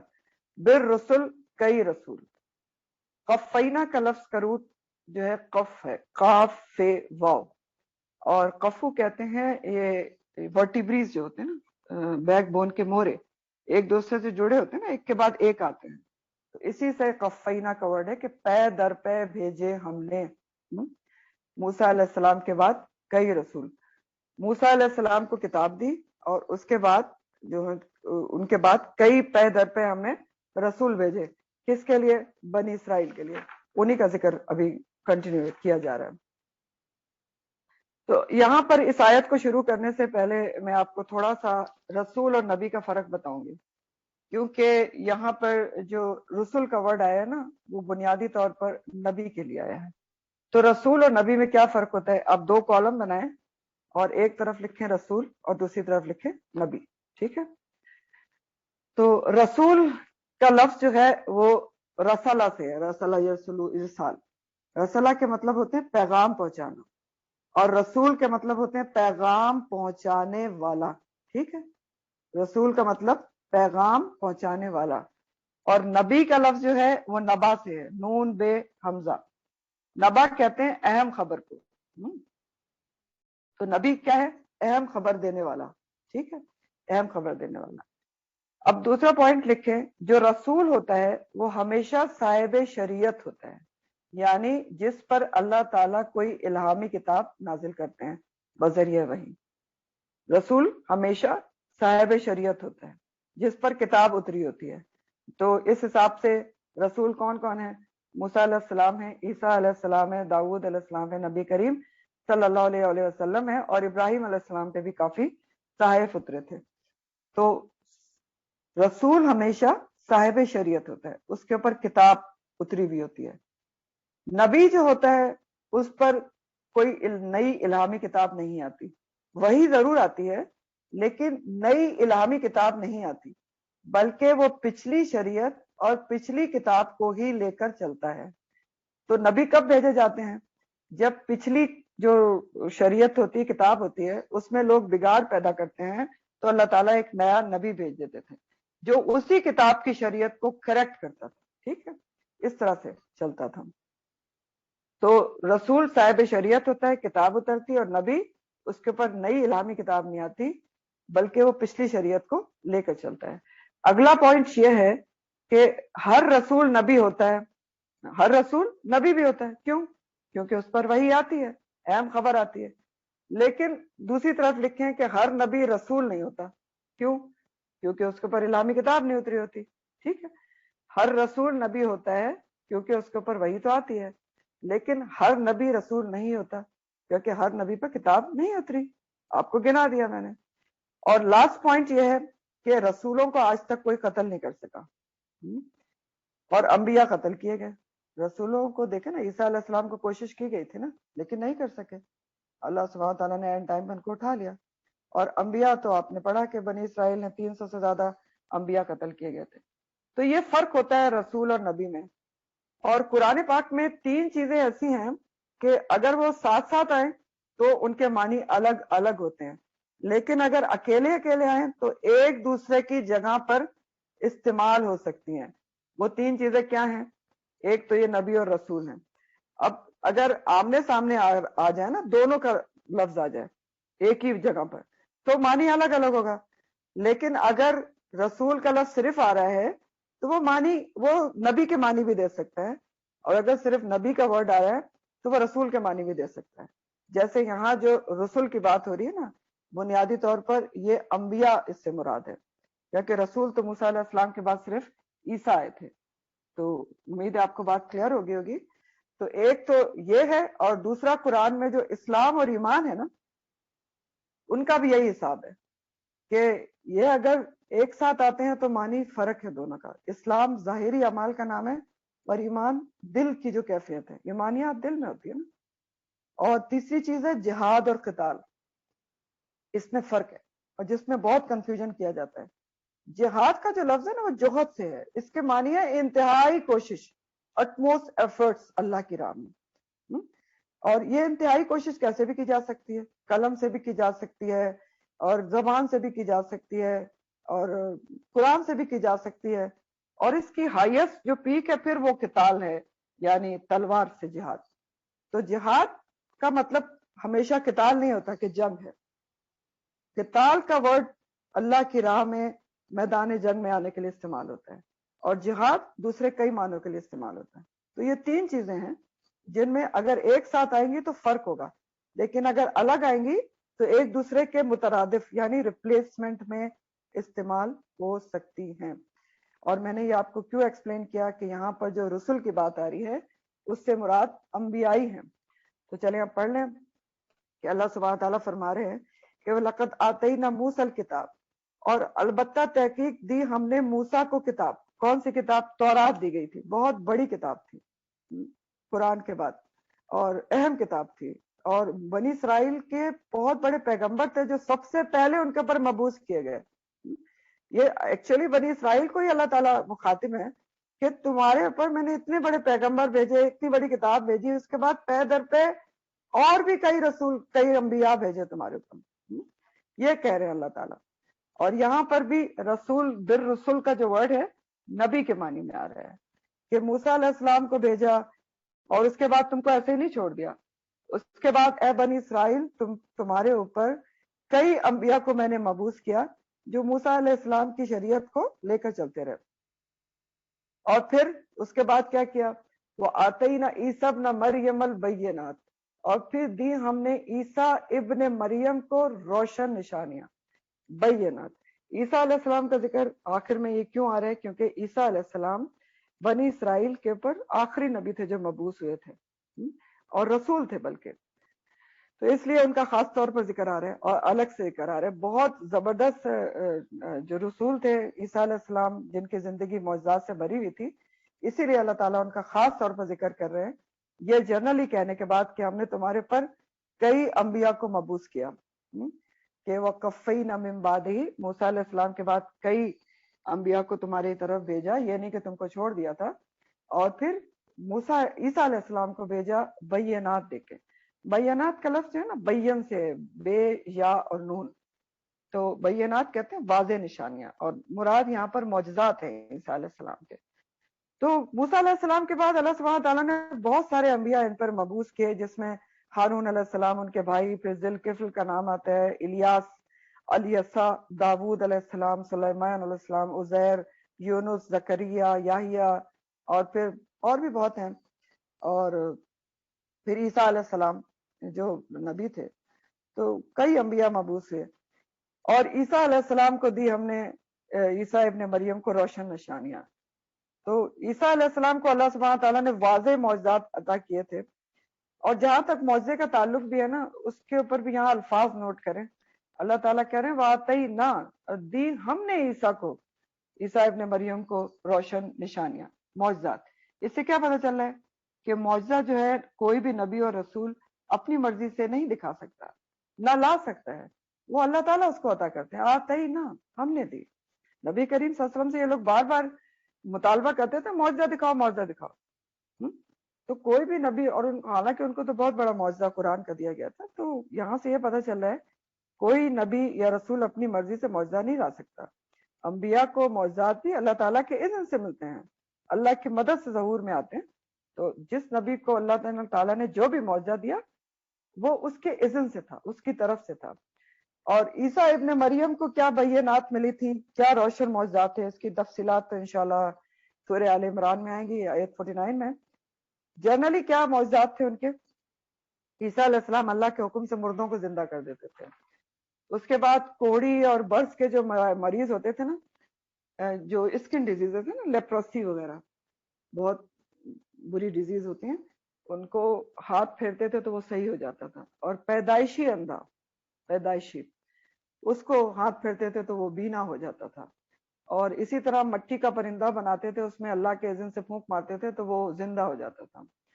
پھر لوگوں کے بارے میں یہ بتا دیتے تھے کہ وہ گھر سے کیا کھا کر آئے اور کیا ذخیرہ کر کے آئے ہیں. اور سب سے بڑا معجزہ کہ وہ پنگوڑے میں بولے بھی تھے نا، صرف چند دن کے تھے تو انہوں نے گواہی دی تھی اپنی ماں کی کہ انی عبداللہ، کہ میں اللہ کا بندہ ہوں اور اس نے مجھے کتاب دی ہے. تو یہ اللہ تعالیٰ نے وَآتَيْنَا عِيسَى ابْنَ مَرْيَمَ الْبَيِّنَاتِ، بہت روشن نشانیاں دے کر بھیجا گیا تھا. وَأَيَّدْنَاهُ، اور قوت دی ہم نے اس کو، تائید کی ہم نے اس کی بروح القدس، روح القدس کے ساتھ. ایدنا کا جو لفظ ہے، اید لفظ ہے بنیادی طور پر، نہ تو ہم کے لیے آ رہا ہے اور ہو ضمیر ہے اس کی. ایدہ کا لفظ جو ہے وہ ید سے ہے، ید کہتے ہیں ہاتھ کو، ہاتھ کو. تو ایدہ کے مطلب ہوتے ہیں کسی کے سر پہ ہاتھ رکھنا، یعنی اس کی بیکنگ کرنا، قوت دینا اس کو، پشت پناہی کرنا اس کو، تائید کرنا اس کی. تو اللہ سبحانہ تعالیٰ عیسیٰ علیہ السلام کے لیے کہہ رہے ہیں کہ نہ صرف ان کو معجزات دیے تھے بلکہ ہم نے ان کو قوت دی، ان کی مدد کی، ان کی تائید کی ہم نے روح القدس کے ذریعے. اب یہ روح القدس کے کیا معنی ہے؟ روح تو روح ہے، روح، اور قدس کے معنی ہوتے ہیں پاکیزہ. تو بنیادی طور پر روح القدس جو ہے، یہ الفاظ قرآن میں اور حدیث میں جبرائیل علیہ السلام کے لیے استعمال ہوئے ہیں، ان کے لقب کے لیے استعمال ہوئے ہیں، روح القدس، پاک روح. ریفرنس کے لیے آپ کو لکھیں سورہ النحل آیت نمبر 102، النحل 102. اللہ تعالیٰ فرماتے ہیں قل نزلہ روح القدس من ربک بالحق، اس کو نازل کیا ہے ہم نے، کس کو؟ قرآن کو، روح القدس کے ذریعے، جبریل علیہ السلام کے ذریعے، آپ کے رب کی طرف سے حق کے ساتھ. پھر سورہ الشعراء 193، شیر سے، شعراء، شین عین سے، 193، اس میں اللہ تعالیٰ فرماتے نزل بہ الروح الامین، اس کو ہم نے نازل کیا ہے روح الامین کے ذریعے، امانت دار فرشتے کے ذریعے. روح الامین بھی انہی کا لقب ہے، جبرائیل علیہ السلام کا. اور اسی طرح بخاری کی روایت میں آتا ہے کہ حضرت حسان بن ثابت، جو شاعر رسول جن کا لقب تھا، شاعر رسول ان کا لقب کیوں تھا حسان بن ثابت کا؟ کہ مشرکین جو آپ اور اسلام کے خلاف شاعری کرتے تھے نا، ہجو کہتے ہیں اس کو، اسلام کے خلاف اور آپ کے خلاف نازیبا الفاظ میں شاعری کرتے تھے، تو یہ حسان بن ثابت ان کا جواب دیا کرتے تھے، تو اس لیے ان کا لقب شاعر رسول تھا. تو ان کے بارے میں حضرت ابو ہریرہ سے روایت ہے بخاری کی کہ وہ کہتے ہیں کہ میں نے آپ صلی اللہ علیہ وآلہ وسلم کو کہتے سنا کہ حسان تم مشرکوں کا جواب دو، اور اے اللہ تو حسان کی تائید روح القدس سے کر. آپ نے کہا اللہم ایدہ بروح القدس، اے اللہ حسان کی تائید جبرائیل علیہ السلام کے ذریعے کر. اور ایک اور روایت میں آتا ہے کہ آپ نے فرمایا اے حسان تو مشرکوں کو جواب دو اور جبریل تمہارے ساتھ ہیں، وجبرئیل معک. تو مقصد اور خلاصہ یہ ہے کہ روح القدس سے مراد یہاں پر کیا ہے؟ جبرائیل علیہ السلام ہے. تو اللہ تعالیٰ کہہ رہے ہیں کہ عیسیٰ علیہ السلام کی مدد و تائید قدم قدم پر جبرائیل علیہ السلام کے ذریعے کی گئی.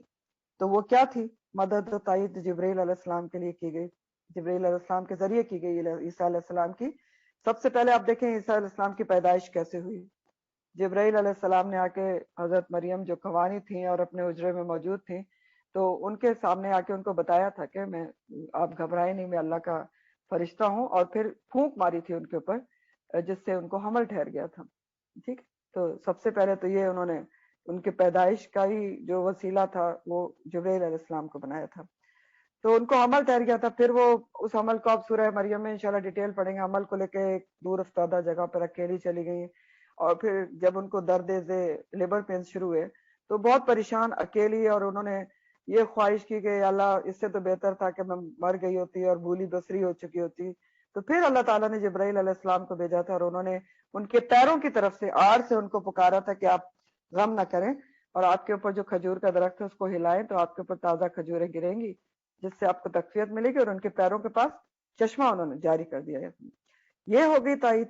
پھر جب پیدا ہو گئے عیسیٰ علیہ السلام اور ان کو لے کر وہ اپنی قوم میں آئی، تو بنی اسرائیل نے الزام لگا دیا ان پر کہ یہ ان کے کردار پر کہ بن باں کے پیدا ہو گئے. تو اس موقع پر بھی جبرائیل علیہ السلام کو اللہ تعالیٰ نے بھیجا تھا کہ انہوں نے عیسیٰ علیہ السلام کی تائید کی تھی کہ وہ پنگوڑے میں بول اٹھے تھے کہ میں اللہ کا بندہ ہوں، انی عبد اللہ اور آتانی الکتاب، اور اس نے مجھے کتاب دے کر بھیجا ہے. تو اس طرح عیسیٰ علیہ السلام کی نبوت کے بعد بھی جب ان کو نبوت ملی، بڑے ہوئے، تو عیسیٰ علیہ السلام کے ساتھ جبرائیل علیہ السلام رہے، مدد کرتے رہے، جیسے رسول اللہ صلی اللہ علیہ وسلم کے ساتھ تھے. آپ پتہ ہے بدر میں اترے تھے، بہت میں اترے تھے دوسرے فرشتوں کے ساتھ، قدم قدم پہ آئے. اسی طرح عیسیٰ علیہ السلام کی تائید کی. اور آخر میں بھی جب یہود نے عیسیٰ علیہ السلام کو قتل کرنے کے لیے سولی پر چڑھایا تھا، تب بھی اللہ تعالیٰ نے جبریل علیہ السلام کے ذریعے ہی ان کو آنن فانن اپنی طرف جسم اور روح سمیت اٹھوا لیا تھا، اور ان کی جگہ پر کسی اور ان کے ہم شکل کو بھجوا دیا تھا جبرائیل علیہ السلام کے ذریعے. تو کہتے ہیں کہ کوئی حواری تھا ان کا جس کو یہود نے سولی چڑھایا، اور سمجھتے ہیں کہ عیسیٰ علیہ السلام کو چڑھایا. تو عیسیٰ علیہ السلام کی زندگی تو معجزات سے بھری پڑی ہوئی ہے. وَآتَيْنَا عِيسَى ابْنَ مَرْيَمَ الْبَيِّنَاتِ وَأَيَّدْنَاهُ بِرُوحِ الْقُدُسِ. تو اللہ سبحانہ تعالیٰ ان سے کہہ رہے بنی اسرائیل سے کہ میں نے تو تمہاری ہدایت کا مسلسل بندوبست کیا، ہر دور میں کیا، ہر دور میں تمہارے پاس نبی رہے. موسیٰ علیہ السلام جیسا بڑا نبی، اتنی بڑی کتاب، تم ان کو خاطر میں نہیں لائے. اس کے بعد پے در پے انبیاء تمہارے پاس آئے، عیسیٰ علیہ السلام جیسے اتنے بڑے نبی بھیجے، لیکن تمہارا حال کیا ہے؟ تم اتنے متکبر اور سرکش ہو گئے، اتنے زیادہ تمہارے اندر تکبر آ گیا کہ افکلما، کیا بھلا جب کبھی بھی جاکم آیا تمہارے پاس رسول، کوئی بھی رسول، اور یہاں بھی رسول بمانی نبی ہے، کوئی بھی نبی یا رسول آیا تو تم نے کیا کیا؟ بیما ساتھ اس کے جو لا تہوا انفسکم، جب بھی کوئی رسول تمہارے پاس آیا اس چیز کے ساتھ آیا جس کو نہیں چاہتے تھے دل تمہارے. تہوا کا لفظ ہوا سے ہے، ہوا کہتے ہیں خواہش نفس، دل کی خواہش کو، اور لفظی معنی ہوا کے ہیں اوپر سے نیچے گر جانا. تو جو خواہش نفس ہوتی ہے نا وہ بھی انسان کو کیا کرتی ہے؟ اوپر سے نیچے گرا دیتی ہے، اپنے دل پہ جو چلتا ہے.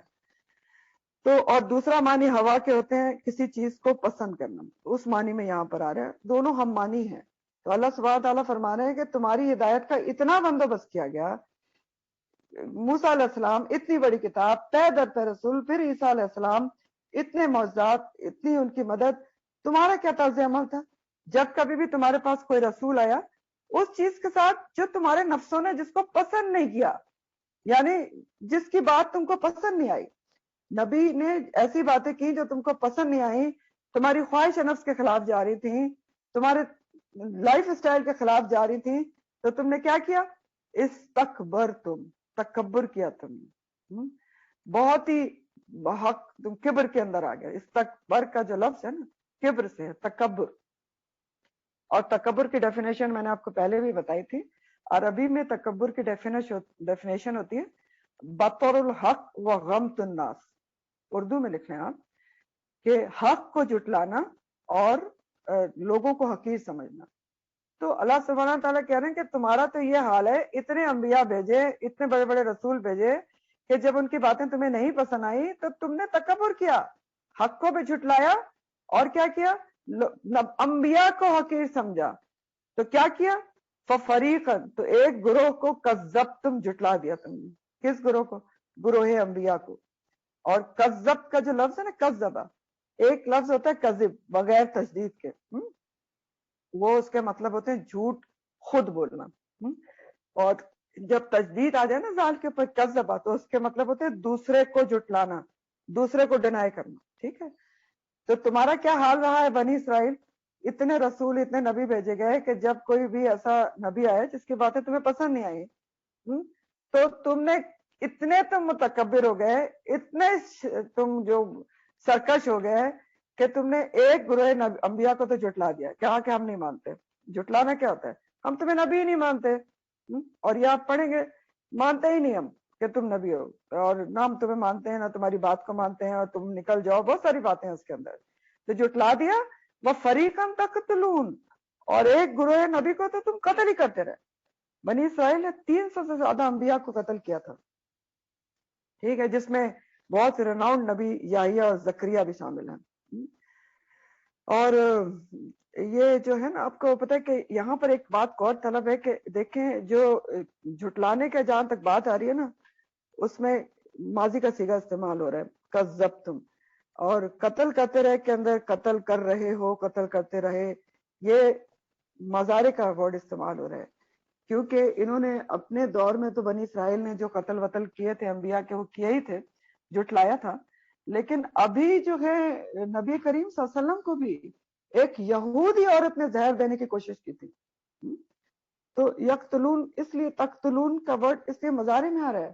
اور زہر کا اثر آپ کے اوپر کافی ہوا بھی تھا، کیونکہ آپ نے اپنے مرض الموت میں بھی کہا کہ مجھے اس کا اثر اب محسوس ہو رہا ہے. تو یہ یہودی تھے، انہی کی اتنی سرکشی اور اتنی متکبر اور استکبر تم تھا کہ انہوں نے انبیاء تک کو خاطر میں نہیں لایا. اور نبی کریم صلی اللہ علیہ وسلم کو جھٹلایا بھی تھے نا. وَفَرِيقًا كَذَّبْتُمْ وَفَرِيقًا تَقْتُلُونَ. یہاں تک رکھتے ہیں انشاءاللہ تعالی، پھر آگے پڑھیں گے. سبحانک اللہم وبحمدک، نشہد ان لا الہ الا انت، نستغفرک ونتوب الیک.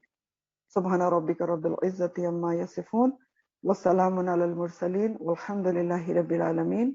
ربنا تقبل منا انک انت السمیع العلیم، وتب علینا انک انت التواب الرحیم. آمین رب العالمین. السلام علیکم ورحمۃ اللہ وبرکاتہ. وعلیکم السلام.